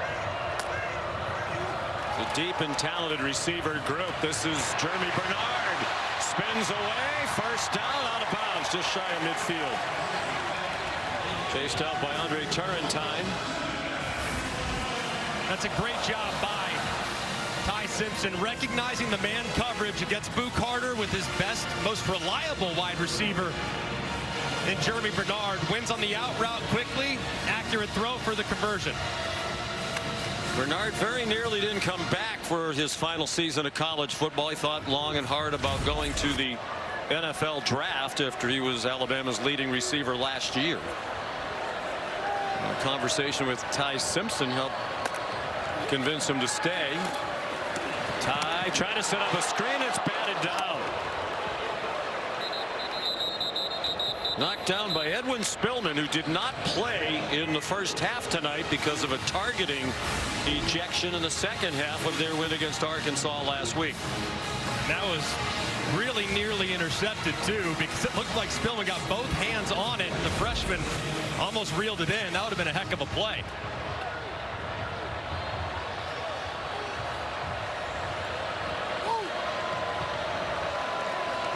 Second and 10.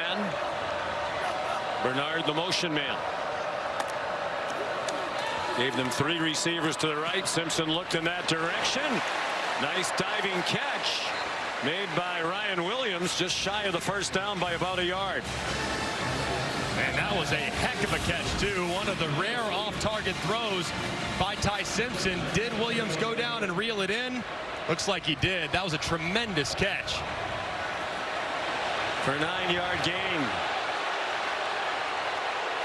Crowd doesn't like the center judge standing over the ball, but Tennessee had to be given a chance to substitute because Alabama did. Third down and 1.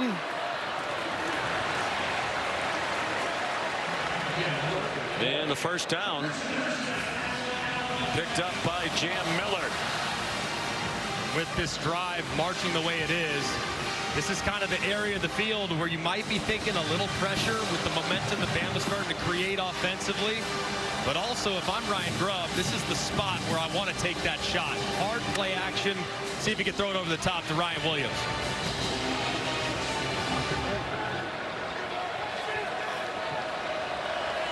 Cuevas resets to the right as Simpson goes under center with Miller, the running back. Williams in motion, and that pass is batted down. Knocked down by Nathan Robinson.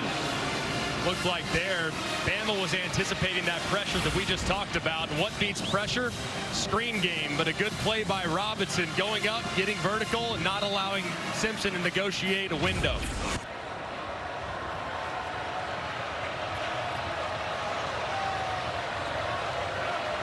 Robinson, a big man, back up in that defensive line, 6'6", 300-pounder. You got man coverage right now being shown by Tennessee. Press coverage as well, so if you want to take a shot against press coverage, it'd be a time to do it. Daniel Hill is in at running back, their third-string running back. Simpson, a quick pop, incomplete. Well defended by Colton Hood, a transfer from Colorado. Who's been a godsend for Tim Banks, especially with the injuries to Gibson and McCoy. Coach Banks said Hood's done a nice job. Played at Colorado last year. Played at Auburn the year before that. Here's a spot on the field where it's possible 4-down territory for Ryan Grubb. Nowhere near field goal range, but if you can get 6 or 7 here, you might get the green light to go for it.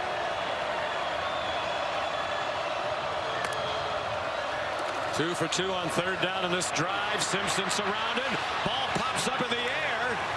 No whistles yet. That's a live ball, at least for the moment.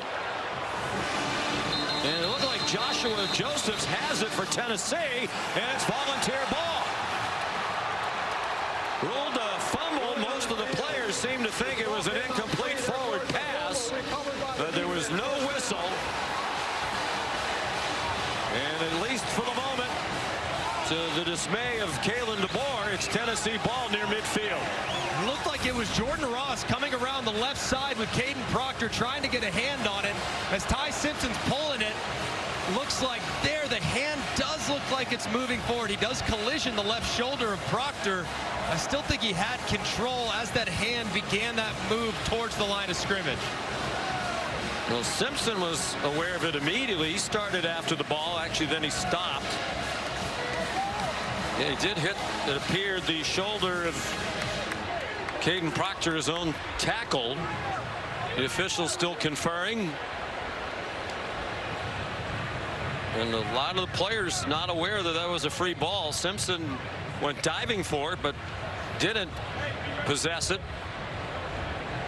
And Josephs got it back. If it stands, it's just the third turnover of the season committed by Alabama. And after the conversation, the officials are saying volunteer football.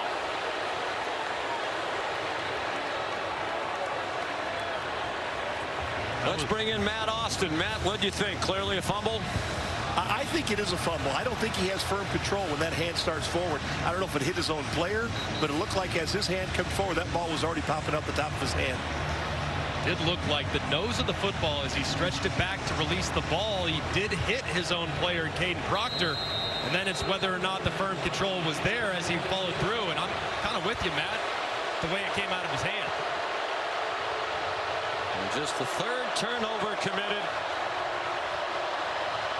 by Alabama this season. Mike Matthews, the intended receiver. The pass from Joey Aguilar.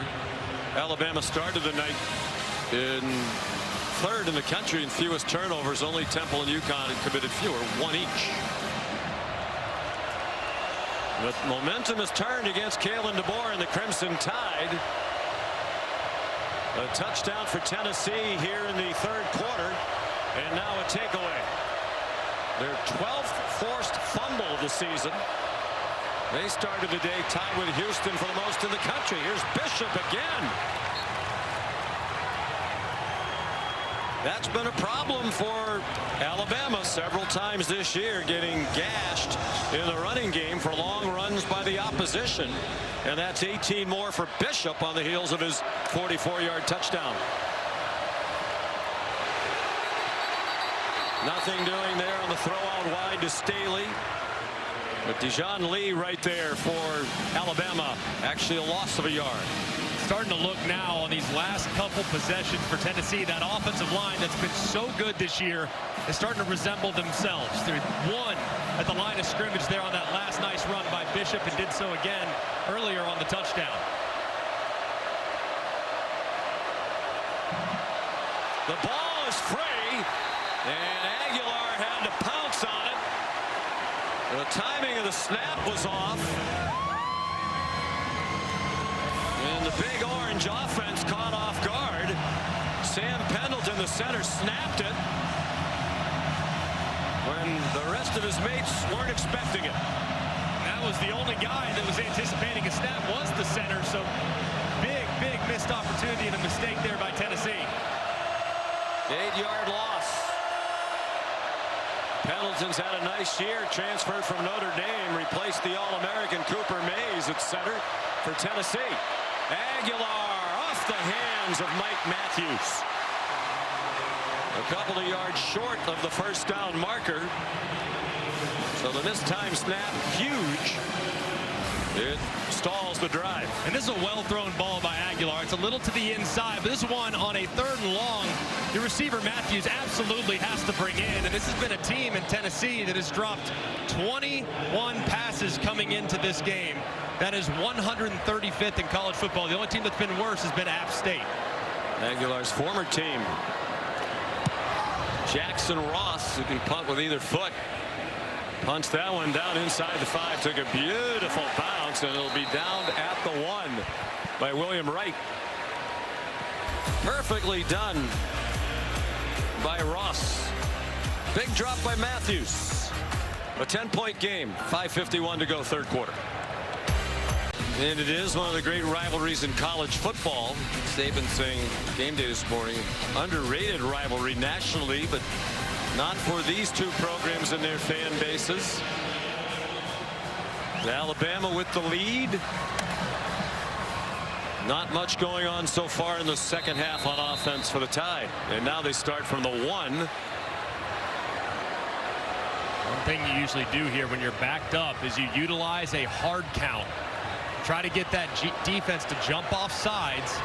That way it'll give you a free 5 yards. And if you jump off sides, you lose half a yard. So the risk absolutely outweighs the reward outweighs the risk. You're in the pistol. Miller's about 7 yards deep in the end zone. Wouldn't expect a handoff that deep from their 1-yard line. It's a quick pop to Ryan Williams. He's had a very good night after not having a catch for the only time in his career last week at Missouri. 16 yards on his 5th catch of the night for 87 yards for the game. He's also the team's leading rusher, and he's the only guy for Alabama that has double digits in rush yards, which that 1 carry on the reverse for 16 yards. Well, they haven't run the ball well all year, and they haven't again tonight. 26 yards. But they're 5-1, the number 6 in the country. They have a 10-point lead against the 11th ranked team in the country. Ryan Grubb is the offensive coordinator. 5-yard gain there for Jam Miller.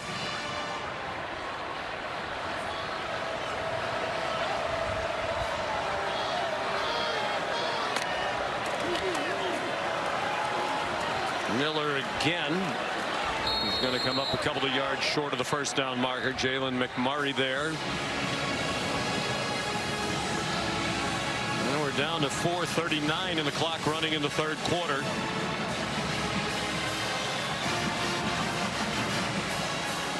Alabama here, they can go with some type of check with me. If you have 2 high safeties, you can run the ball, but with 1 high safety, you would be thinking pass. There's the check right there. It makes the audible an adjustment. Now let's see if they throw it. Simpson sent Miller in motion wide to the right. They're looking to the sideline for guidance. They're running out of time, and Kalen DeBoer runs down to call a timeout.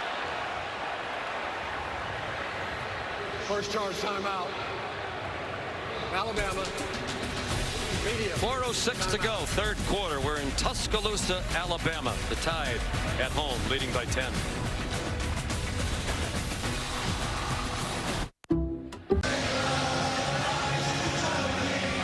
There's the Taco Bell Live Más student section. Only one student section can claim the title of Live Más Student Section of the Year.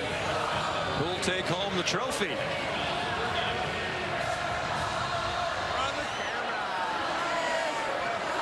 I'd say they can make a strong case here at Alabama. Pretty good student section. And very vocal.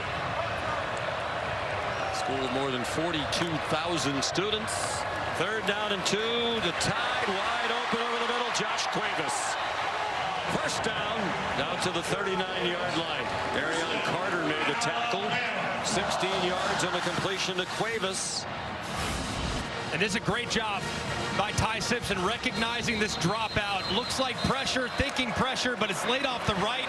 You can beat it with the throw to Cuevas right over the middle. That was well executed by the quarterback. Jaden Roberts limps off. He's been injured part of the year. He moved into the starting lineup at right guard tonight.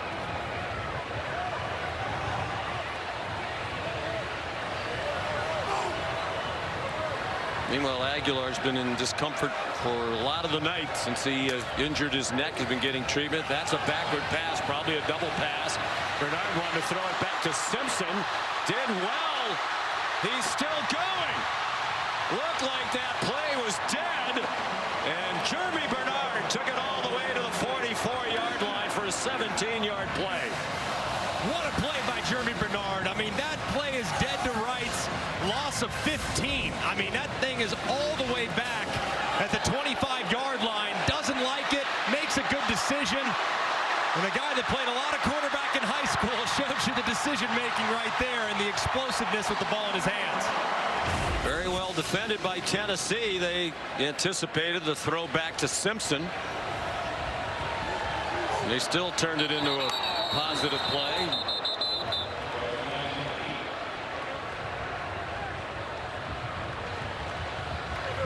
Snap infraction. Offense. Number 72. 5-yard penalty. First down. And we talked about it earlier. Jeremy Bernard was thinking about not coming back. And he had a conversation with Ty Simpson in the offseason. Ty said, you should come back. You were at Washington. Remember when Rome Odunze came back and McMillan and Polk?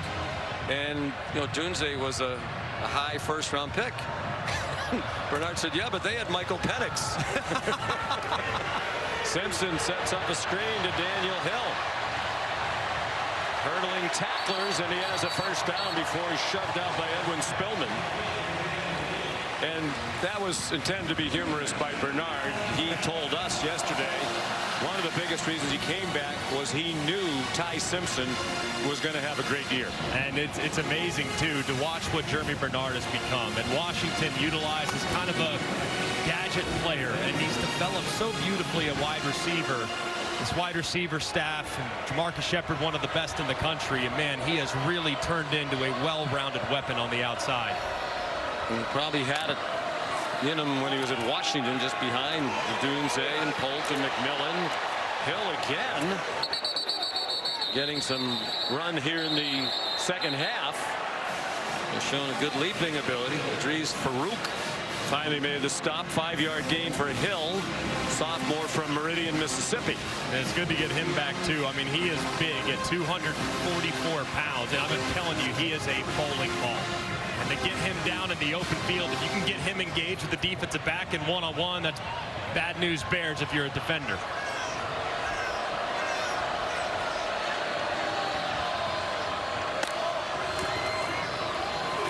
Bernard, after the interesting motion, breaks tackles and goes down near the 10. Jeremy Bernard's been the man of this drive for Alabama. 17 yards on that play. And a good decision here, too, by Ty Simpson. He sees some flow to the inside, stopping the run. He flips it out to Bernard, who continues to be highly impressive after the catch with another great run. There's an injured Vol on the play. How about this drive from Alabama now? 8 plays, 88 yards, just when it felt like momentum was starting to drift in the other direction after the turnover and a couple of tough offensive drives. They've kind of flipped this thing on its head after starting this thing at the 1-yard line.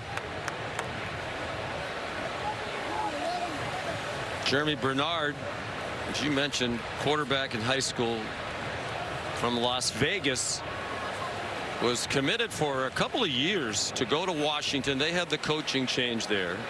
Kalen DeBoer comes in. Bernard's going to Washington at mid-year, right after Christmas. And he decommitted.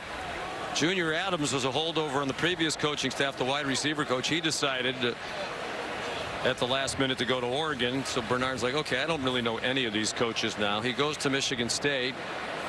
Wanted to go back to Washington. Kalen DeBoer opened the door for him. And he had a very nice season at Washington. Transferred here with Kalen DeBoer and Ryan Grubb last year.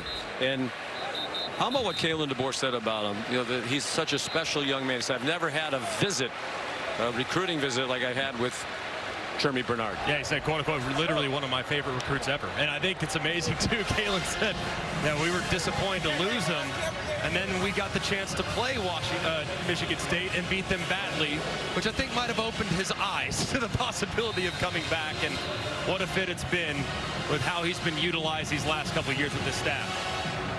Came back as well to get a degree. That was very important to his family and to Jeremy. He'll graduate in December in sport management.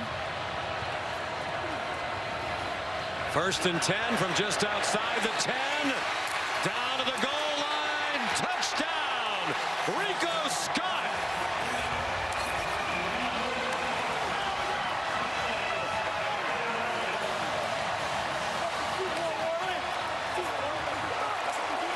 His first catch of the night, just his 8th of the season in his deep receiver group. And it's 29-13 for Alabama in the final seconds of the third quarter. What a drive. I mean, just absolutely unbelievable. Taking 5.5 minutes off the clock, going 99 yards, and just making a statement. Very, very impressive there from the Tide's offense. Second touchdown throw of the night for Simpson. Now 18 for the year and just one interception. The extra point good by Connor Talty. We used to always say, be an actor, not a tractor, all right? I want you to watch this. You get some motion up front. You're going to get Ty Simpson booting out. Watch Rico Scott. Look at that. Oh, that's, I think, is that actor or tractor right there? Just kind of fake that block just for a half second. Not the best. That's not winning an Academy Award, all right? But he's wide open and gets the Tennessee defenders to look inside just enough for him to jump leverage. And a good finish on the run to find Pater. Tough at the end of it, helped by some pretty shaky tackling for Tennessee. It looked like it was Redmond, the freshman, who just couldn't get him out of bounds from the Progressive Pylon camp. Julie Simpson loves it. And so did Dad Jason, brother Graham. And Ty, he's hard on himself, on his teammates. He's become quite a vocal leader, and it's genuine. You know, and the coaches for Tennessee said the same thing about Aguilar.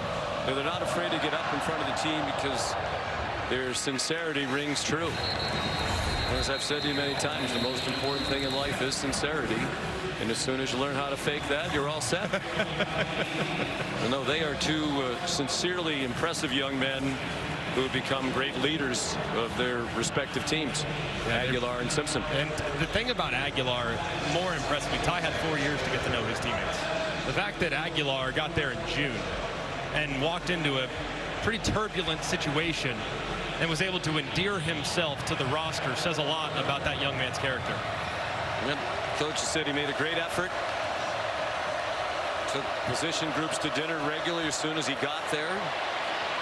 Braylon Staley the catch, and not much after the catch. And it was a competition. They have a couple of other very good quarterbacks they're high on. The backup right now is Jake Marklinger. It was really a battle between the two of them right down to the end of training camp before Aguilar was named the starter. Rashawn Bishop for very little on the final play of the third quarter. This is the end of the third quarter. Alabama trying to make history, beat a ranked opponent for the fourth game in a row. And they have a 17-point lead as we head to the fourth. Our presentation of college football on ABC will return after this message and a word from our ABC stations. Back here in Tuscaloosa here with head coach Kalen DeBoer. And coach, a tough start to the second half, but how did you like your team's response, especially on that last drive? Yeah, the last half the quarter, like what the defense did, got the stop with some rough field position and then going 99 yards. So again, we're a resilient team. We got to do a better job of not putting ourselves in that spot. Got a whole quarter to play. All right, thanks, coach. Thank you. First play of the fourth quarter, 3rd down and 4, Tennessee down by 17 points, and Kitzelman can't catch the ball. That would have been a first down.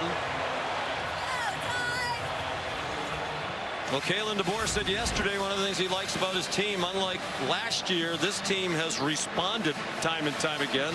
They were helped on that drop by Kitzelman. Yeah, that's now 2 massive drops by Tennessee weapons on critical 3rd downs.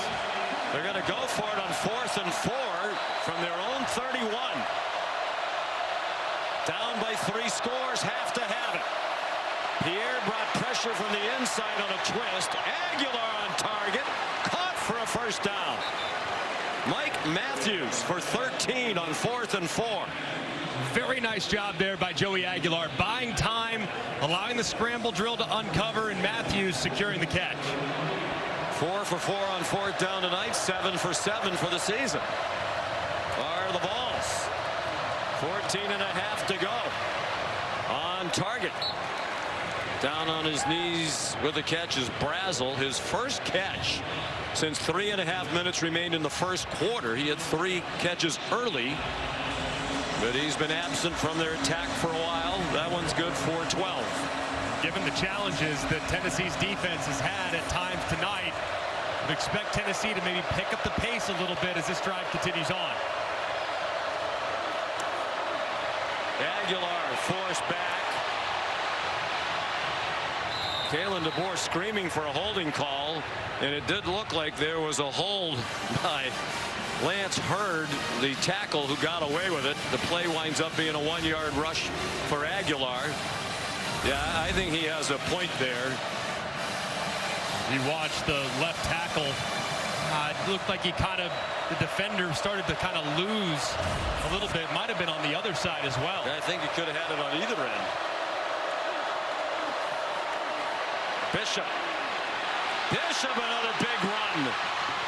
And the tackling has been poor on both sides for much of this game. Keon Sabb finally made the stop. He's hobbling at the end of the play. Broke his foot in the game at Tennessee last year. Missed the rest of the season. Yeah, it's something you got to keep an eye on. This is not good here. Bishop a little banged up last week. Now he's down again. And, man, he is a great weapon for this offense. Back-to-back 100-yard games for Deshaun Bishop. That 22-yard run gets him to 111 on just 11 carries. He had a career-high 146 last week against Arkansas, despite the fact he didn't play in the fourth quarter. He got rolled up on late in the third quarter, didn't play the rest of the game. Crowd booing even louder now as Bishop bounces up and runs right off the field. They think that was not a real injury. Man, he just runs through contact. Low center of gravity, great balance, and you see Sabb, who just got too close to the line of scrimmage, and that's been a bit of a problem for this Alabama secondary this year. They get too close to the line of scrimmage, and all of a sudden they lose their angles, and when they back up and see it a little bit better, they've been much more secure at tackling in the run game.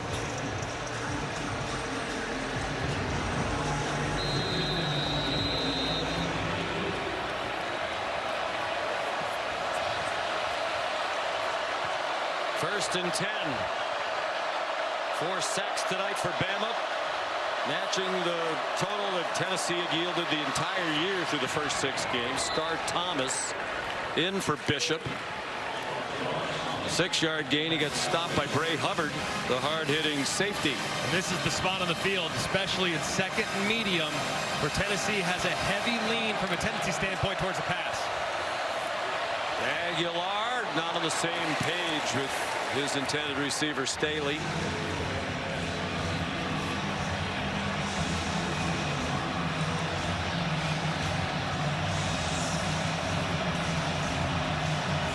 Third down, it's normally for Tennessee looking in the direction of Kitzelman. He's not in the ball game right now. It's actually Jack Van Dorselaar, number 3, who's lined up at the top. Slots are where you want to work in this offense. You can get a matchup in the slot that you like, and I like this one with the safety on the bottom against Staley. They bring pressure, and the throw got off by Aguilar, and it's caught along the near sideline by Staley with Bray Hubbard there. 3-yard gain and not a first down. Looked like got tipped there too, and tremendous hands of concentration by Staley. Set up another 4th down for Tennessee. With heavy personnel coming in the game, 2 tight ends anticipating a run here on 4th and short. Already converted a 4th and 4 from their own territory. If the runner was stopped short of the line again, that play is under further review.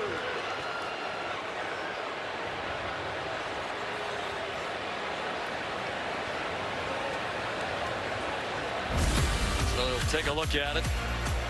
Did he get the first down?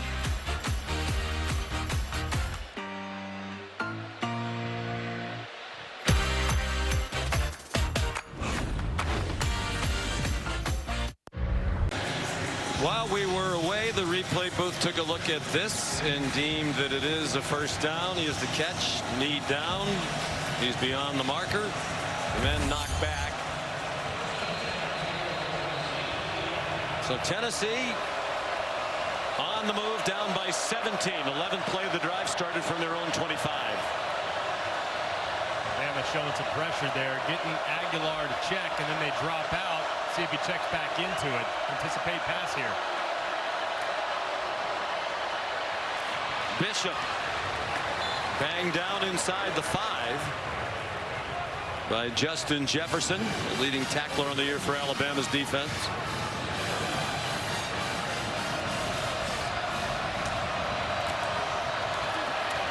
Bishop again.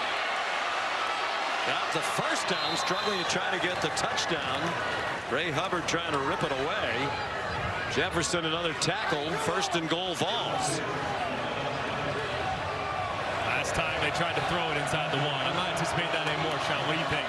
Well, Bishop's the hot hand, and he's down to the goal line. Touchdown, Tennessee.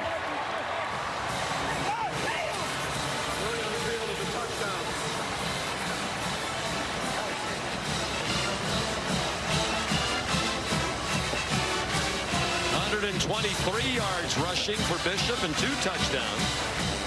I think it might not be running back by committee anymore for the Vols with his emergence these last couple of weeks. I don't think it should be, that's for sure, man. He runs so hard, and for a guy that's not overly big, man, he is so difficult to bring down. Listed at 5'10", 208. Max Gilbert for the extra point.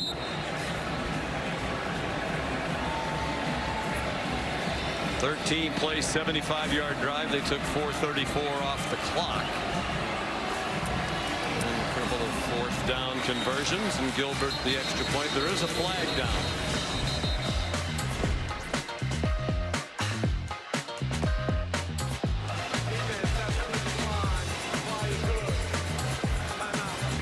You're watching the Dr. Pepper Championship Drive Game of the Week.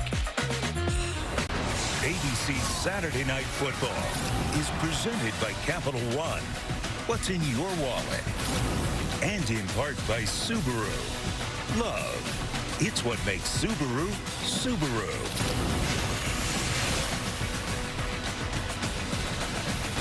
Dr. Pepper brings us these numbers. A couple of 99s for Alabama tonight. Sabian Brown, a 99-yard interception return for a touchdown on the last play of the first half.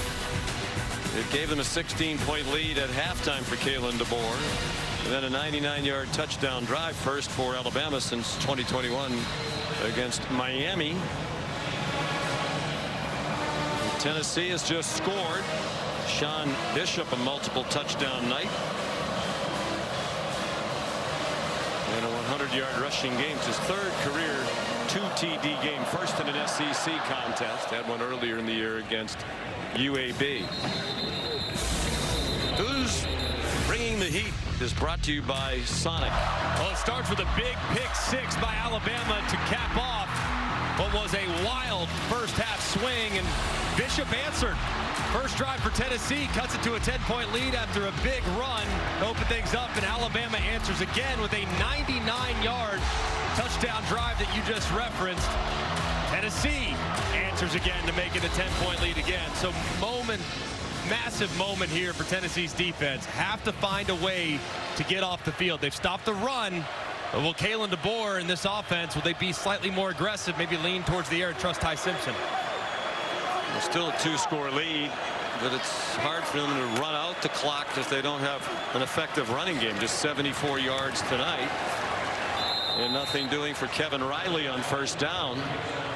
Nathan Robinson made the tackle.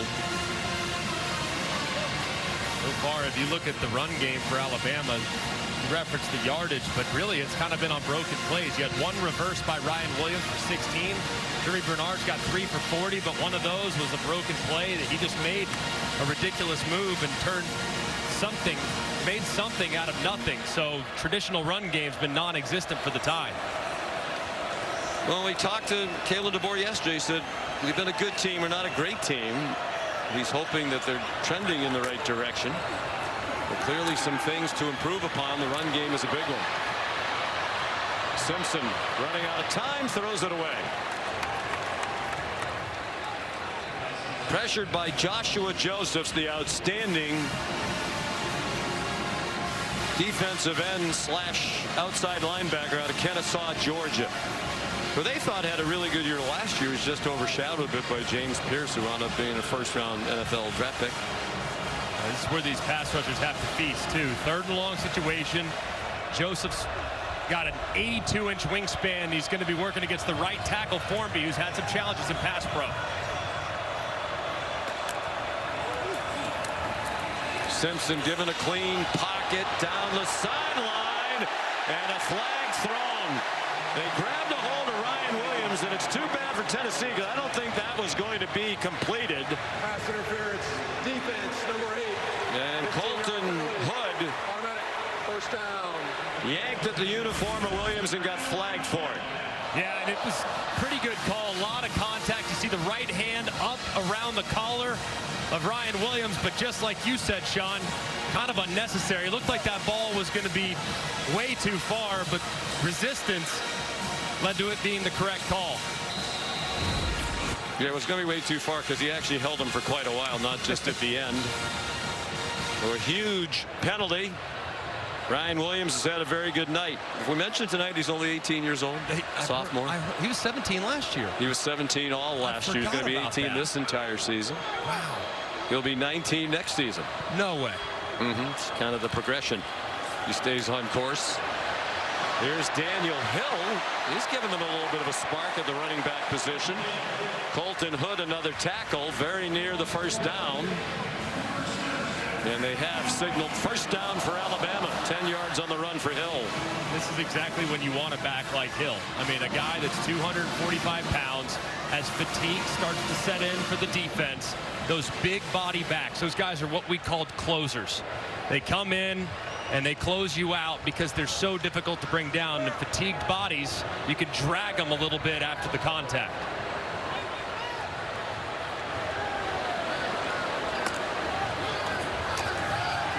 Simpson steps into the throw, going deep for Brooks. Flag down.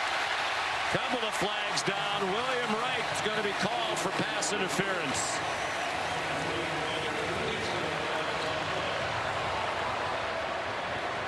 Pass interference, defense, number 0. 15-yard penalty from the previous spot. Automatic first down. There is nothing more difficult on a defender than a slightly underthrown deep ball. As you can see, Brooks trying to work back to it. The defender never turns around, and William Wright, it's an easy call for the official. A couple of big penalties against Heupel's defensive backs. Alabama's moved to the 35-yard line.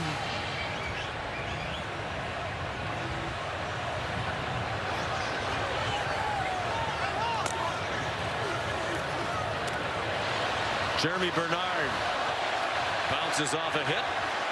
Got pinballed down at the 32. Pickup of 3.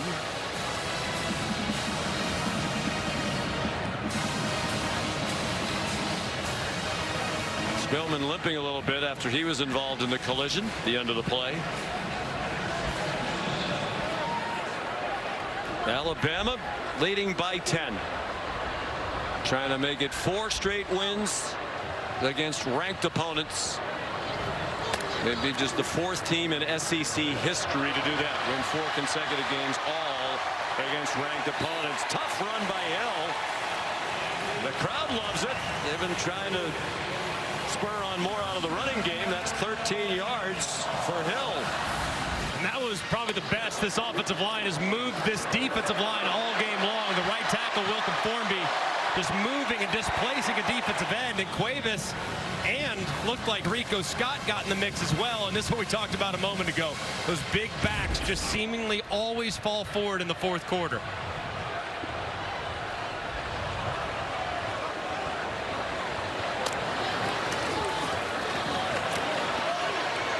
Bernard. Again, the tackling's been a little shaky.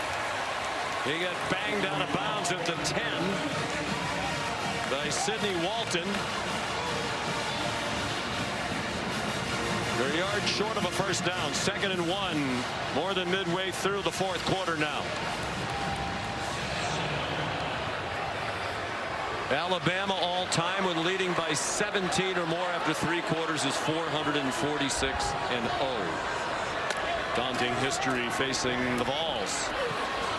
Hill tackled around the leg by Jackson Moy. Transferred from Stanford from Oceanside, California. see the defenders read body language as an offense, and now they'll get some fresh bodies in there, desperately needed too, because hands were on the hips of every single member of the front seven defensively for Tennessee. That was a big play, and this is a big play. 3rd down and 2. Tennessee would love to force a field goal try. It's possible Kalen DeBoer would go for a 4th down. Hill remains the running back. Simpson faked it to him. Tries to jam it to Cuevas. And it's incomplete. And Kalen DeBoer irate with Simpson. Ordinarily such a good decision maker. He was very fortunate to get away with that. Way too greedy. I mean, you look back inside, but you have Jeremy Bernard in the right flat. If you just keep your eyes where they're supposed to be, you got a 1st and 10. Instead, he looks back inside where all the trouble is, and it's nearly intercepted. Well, they're going to go for this 4th and 2. Field goal would make it a 13-point game. Still 2 scores. Their first 4th down try tonight. 4-man rush. Plenty of time for Simpson. Takes it down and running. And it looks like he got there. And then he got hit late out of bounds.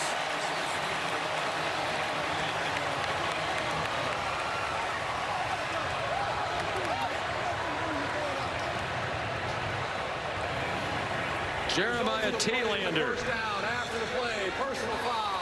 Unnecessary roughness. Defense. Number 22. Penalties have permission to the goal. First down. What a play by Simpson. I mean, he's working right there against Eric Carter. Carter's one of the best linebackers in the SEC. He has him behind the line of scrimmage. If Carter makes that play, it's ball game for that play, and it's going the other way. Simpson makes a miss, and Thielander loses track of where he's at, and the pylon can shows you Simpson clearly out of bounds, way out of bounds. It gets hit late for some extra yardage. 3 big penalties on the Tennessee defense on this drive. Under 6 minutes to go. Hill. Touchdown, Tide.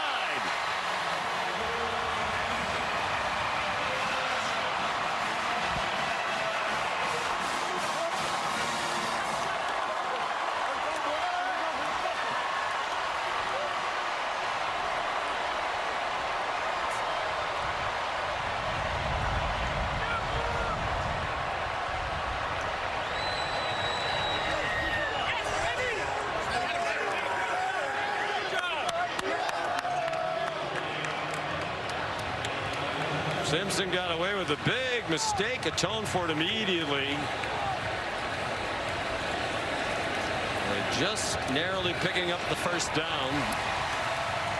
Penalty tacked on, the extra point good by Talty. It's back to a 17-point lead for Bama.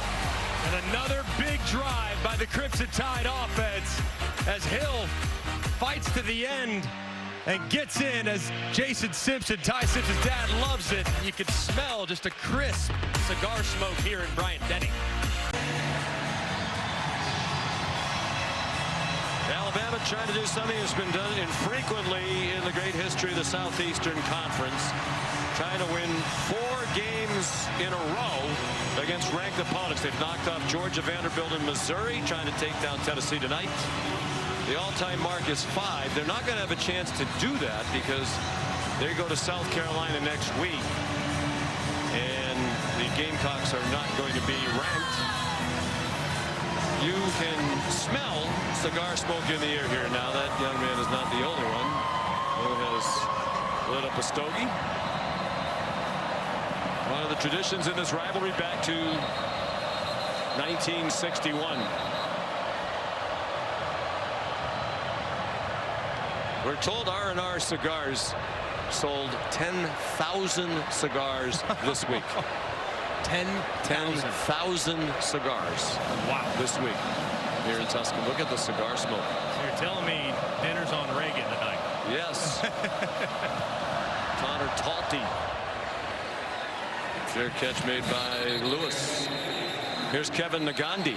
Sean, let's go to Lexington. We got overtime. Kentucky stopped on 4th and goal here at the 1. Texas gets the ball, the chance to respond, and Mason Shipley, 45 yards out. 16-13 Longhorns, who had 179 total yards of offense. Notre Dame right now, at the moment in South Bend, up by 10 over USC late in the fourth quarter. Back to you guys. That's a huge win for Texas. With now just still one conference loss in what seems to be a wide open Southeastern Conference race. Son Brame, the backup tight end, for a 10-yard gain. Texas A&M won tonight. They are the only undefeated team left overall among the Southeastern Conference teams. They're 7-0. Aguilar under duress, throws incomplete, intended for Brame. And they're obviously still undefeated, are the Aggies, in Southeastern Conference play. If Alabama wins this one, and it seems they will be the only other team undefeated in league play. They'll go to 4-0. Halfway through, we have just 2 undefeated teams in conference play. The margins are outrageous. I mean, you talk to all the coaches across the league, and they just tell you, man, hey, what's this game coming down to? Well, there isn't much of a talent advantage like there once was, so we better execute. And my goodness, it's showing up each and every Saturday. Start Thomas, the running back. He went out in the flat. Joey Aguilar sets and fires a good throw for a first down to the Bama 45. A 20-yard completion to Braylon Staley. I remain impressed with Joey Aguilar and his toughness tonight, man. That neck, you know that neck is hurting him. It has to be. And he's still battling all the way through. Looks around, has a man on the far sideline. Another first down. Chris Brazzell, they're going very quickly. 19 yards. One of the things you wonder about, and obviously we've seen it tonight, they're playing at a much slower pace than they usually do. But no depth at wide receiver. You know, it's really hard to play at that blistering pace when you have the same 3 receivers playing every down. That one's a drop by Brame. They had a couple of key injuries to freshman receivers who they thought would be a factor, Travis Smith or Darius Jackson.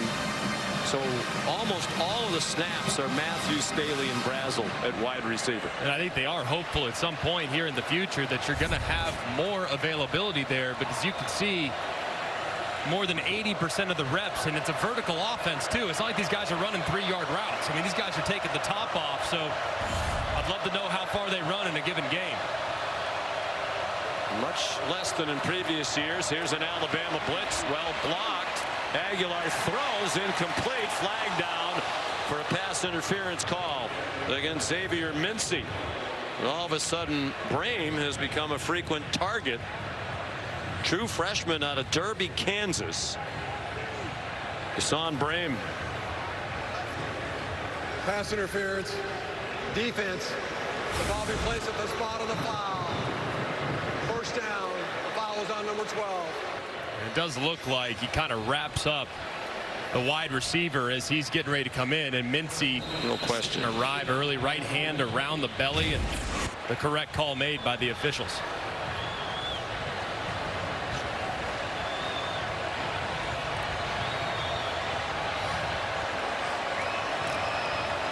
Four and a half minutes to go. A nice drive, and they're doing it quickly, but they have a tremendous amount of work to do. They've moved the ball 60 yards in just a minute and 19 on this drive. Star Thomas, the running back. Transfer from Duke. That ball's batted, still caught. Might have been better than it wasn't. Brazzell caught it, and then he got flattened by Damani Jackson for a 4-yard loss. Kane Womack there bringing the house, and Tennessee's quick outlet was deflected immediately. Let's see if they decide to show that pressure look again, or if they'll play off, and it's looking like they'll play off.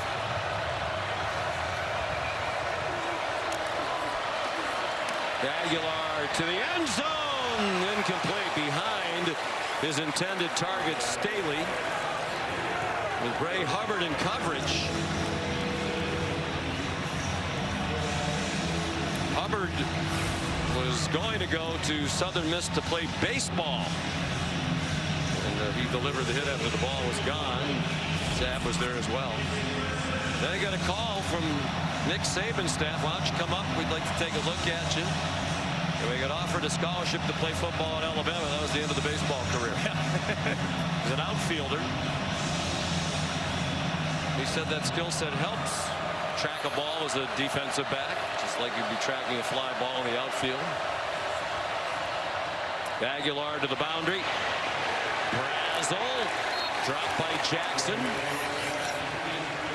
who's woofing a little bit, it seems, at Brazel. Here's a 4th down. Perfect for the season on 4th down. If they have any chance at all here tonight, this is another one they have to have with 11 to go. And in theory, they could take the field goal here. It's a 17-point game. You still need 2 touchdowns. Still a 3-possession game, but opting to keep their offense on the field.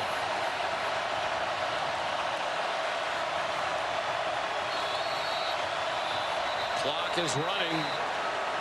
They let it get all the way down to about 8 on the play clock and then called a timeout. 30 seconds. Let's take a look at the college football rankings this week, brought to us by Capital One. There are going to be some significant changes. Starting with Miami, the loser to Louisville, at home last night. 4 interceptions for Carson Beck.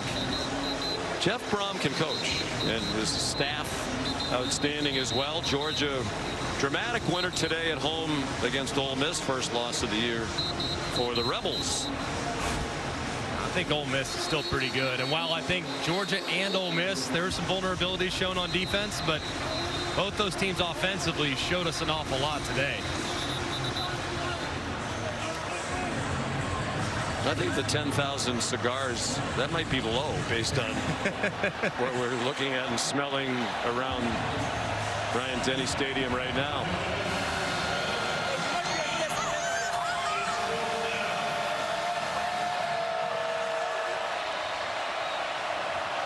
Fourth down and 11.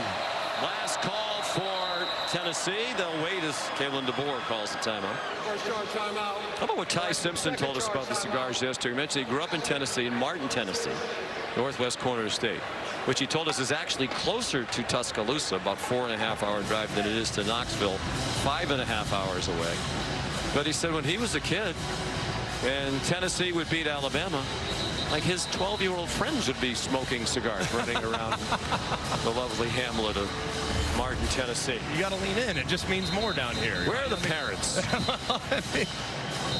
I don't know. I can't answer that. But that's not surprised that people are excited about it. Ty Simpson, we mentioned, recruited by Tennessee, but there was right when that coaching change to Josh Heupel was happening. He said it was a little too late. Decided to come to Alabama.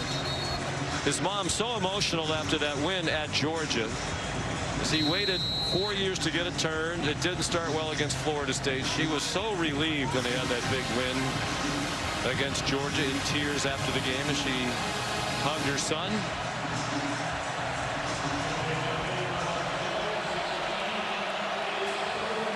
And there's cigar smoke wafting through the air. Here comes the 4th and 11, we think. Aguilar, that's going to be too high. Out of the back of the end zone over the head of Staley. And the Alabama defense, which has had a great night tonight. They've held Tennessee to 20. They came in averaging a nation-high 48.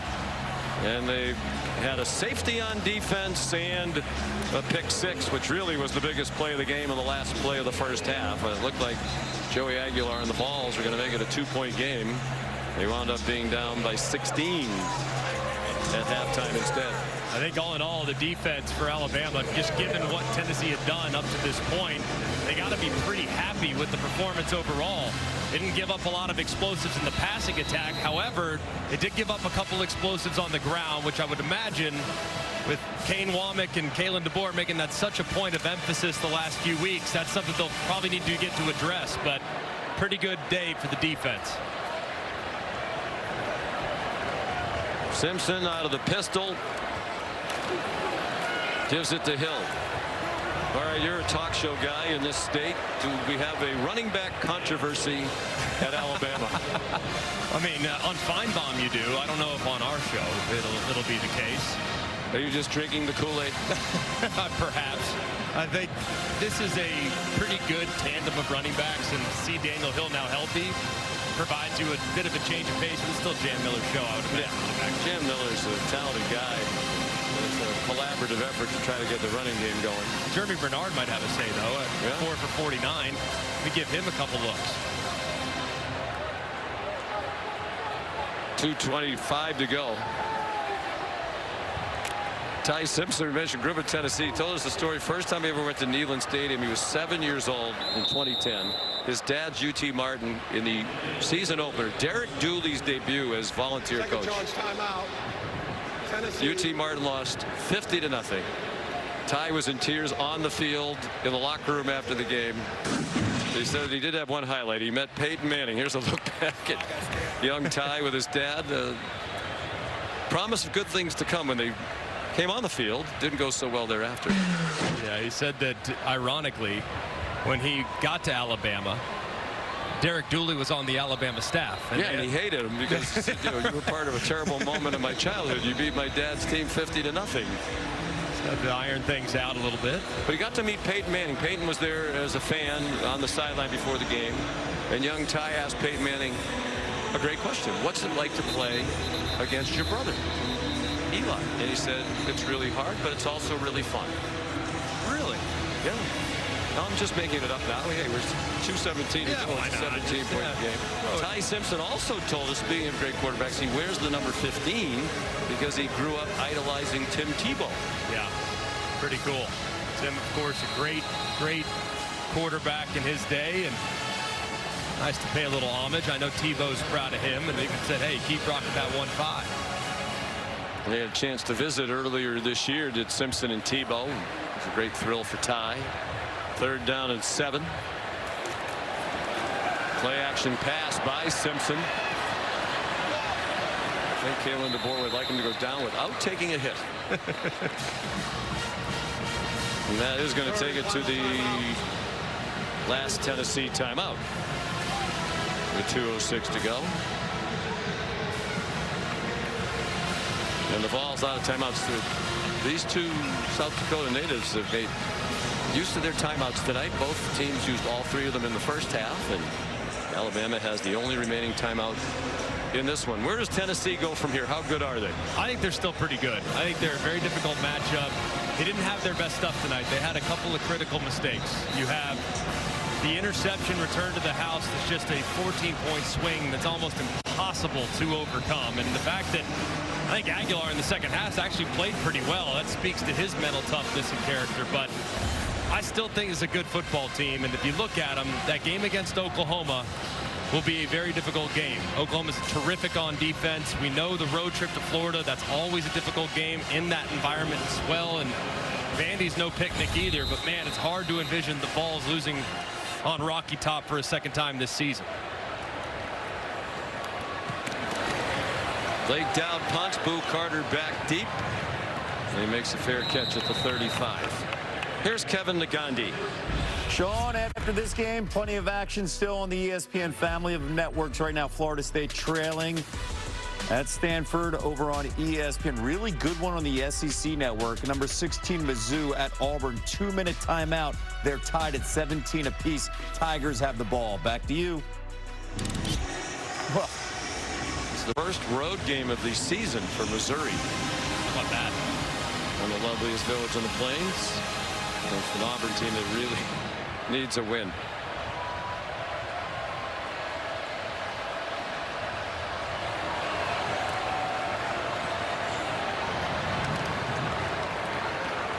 Aguilar on target for about a 9-yard completion to Brame. And that's the 2-minute stoppage with 1:57 to go. The cigars have been lit. Victory will be Alabama's for the 11th straight time here in Tuscaloosa. They haven't lost to the Vols here since 2003. Denny Stadium in Tuscaloosa, the cigar capital of the world at the moment. Alabama leading 37-20 under 2 minutes to go. Joey Aguilar hits the crosser Brame. With 2 catches all year entering tonight. He's become the target here late in the game. This is going to be 11 straight losses in Tuscaloosa for Tennessee, which is their longest road losing streak against any opponent in program history. 1 minute, 43 seconds. I don't think we need to get too nitpicky about the clock at this juncture.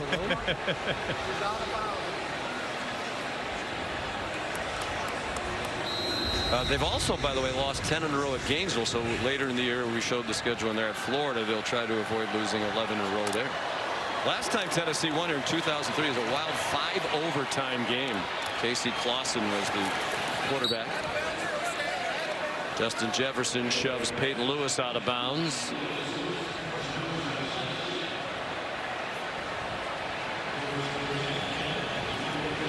$15-yard gain, 1:43 to go. Poised to score again. That has the attention of many. Aguilar with a flag down, several flags down. Pass fluttered incomplete. Holding defense number 10. 10-yard penalty. Automatic first down. Justin Jefferson. And a couple now defensive penalties on Alabama. Looked like that time Justin Jefferson just kind of grabbed him on the sleeves and wasn't allowing the defender, or the wide receiver, excuse me, to break free.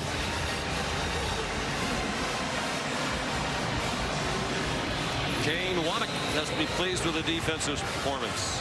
Son of a coach. His dad Dave's a long-time college football defensive coach. Still comes around quite a bit. Great resource for his son. Oh boy. Jamon Jackson flag down as he picked up Brazel and placed him down. This is one where you're going to look back at the end of the year. Pass interference defense number 1. Dawson plays an automatic first down. And people, Ball be placed at the 2-yard line. and people look at Alabama's defensive numbers and their defensive rankings. They've given up now 400+ yards to Tennessee, but what percentage of those have been kind of in garbage time, frankly, these last couple drives? And here's Dave Wommack on the left. Long-time defensive coach, defensive coordinator at the end of his career at Ole Miss. Very proud of his son. Nice play, Kai Hill Green. And Dave Wommack helps Kane get ready for the next opponent. He said, we were getting on the bus last week in Missouri after the win, and I already had a text message from my dad with a lot of thoughts about Tennessee. You ever see anybody, by the way, with a smaller play sheet than Kane Wommack? There's Damani Jackson again with Chris Brazel. And another pass interference against Omani. yeah, Kane Wommack showed us that yesterday. I mean, it looked like a napkin. it's a 3x5. Yeah, look at that. It looks a little bigger now because it's laminated. And the printing on there is so small. He must have tremendous eyesight. Must. I mean, the only guy that's even close is Mike Leach. Mike Leach used to do it. It looked like on a receipt. It was the smallest, and not a receipt from like CVS either. Like, I'm talking like a receipt that you would get anywhere else. Peyton Lewis. Touchdown. With 1:01 to go. Or is he? No, they were going to rule him down. Look from here like he was in. Keon Sabb made the tackle. There are many watching with interest if there will be more points in this game. Peyton Lewis with another flag down. You just know Kalen DeBoer is going to get asked at some point down the road. Oh, look at your team struggling with penalties. Look at your team. Ball start. Offense number 74. 5-yard penalty. This penalty results in a 10-second runoff. Please reset the game clock to 31 seconds, and the clock will start on my signal. But if you really look at it, it's been a remarkably clean game from Alabama from a penalty standpoint until these last few moments, and this one, of course, on Tennessee. But these are the games that just inflate the numbers and create a false narrative. The over-under is 60.5. You just came out and said it. I did. So that's why we're referencing it. I never used to mention those things. I still wish I didn't have to. I don't have to, but it's a reality now. It's 2025. Sports and sports viewing. Aguilar throws incomplete. It's amazing how many times, even one-sided games, something comes down to the very end, whether it's the point spread, the over, the under. The building cigar smoke. Can we send, you think we can put in for dry clean? I'm going to try to expense the dry clean. We're going to smell like we were at R&R Cigars. We're going to have to defend ourselves. We've been good up in the booth. Peyton Lewis does not get in. And the final seconds are going to tick off. Underwhelming finish.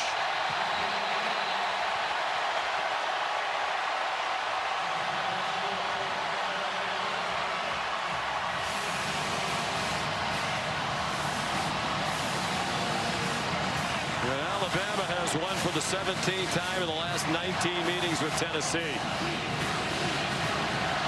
Josh Heupel is 2-3 as Tennessee coach against Alabama with both wins at home, all 3 losses here in Tuscaloosa. Only played here 17 times for many years. Most of the rivalry, the Alabama home games were in Birmingham. So even though they played 108 times, just 17 times here.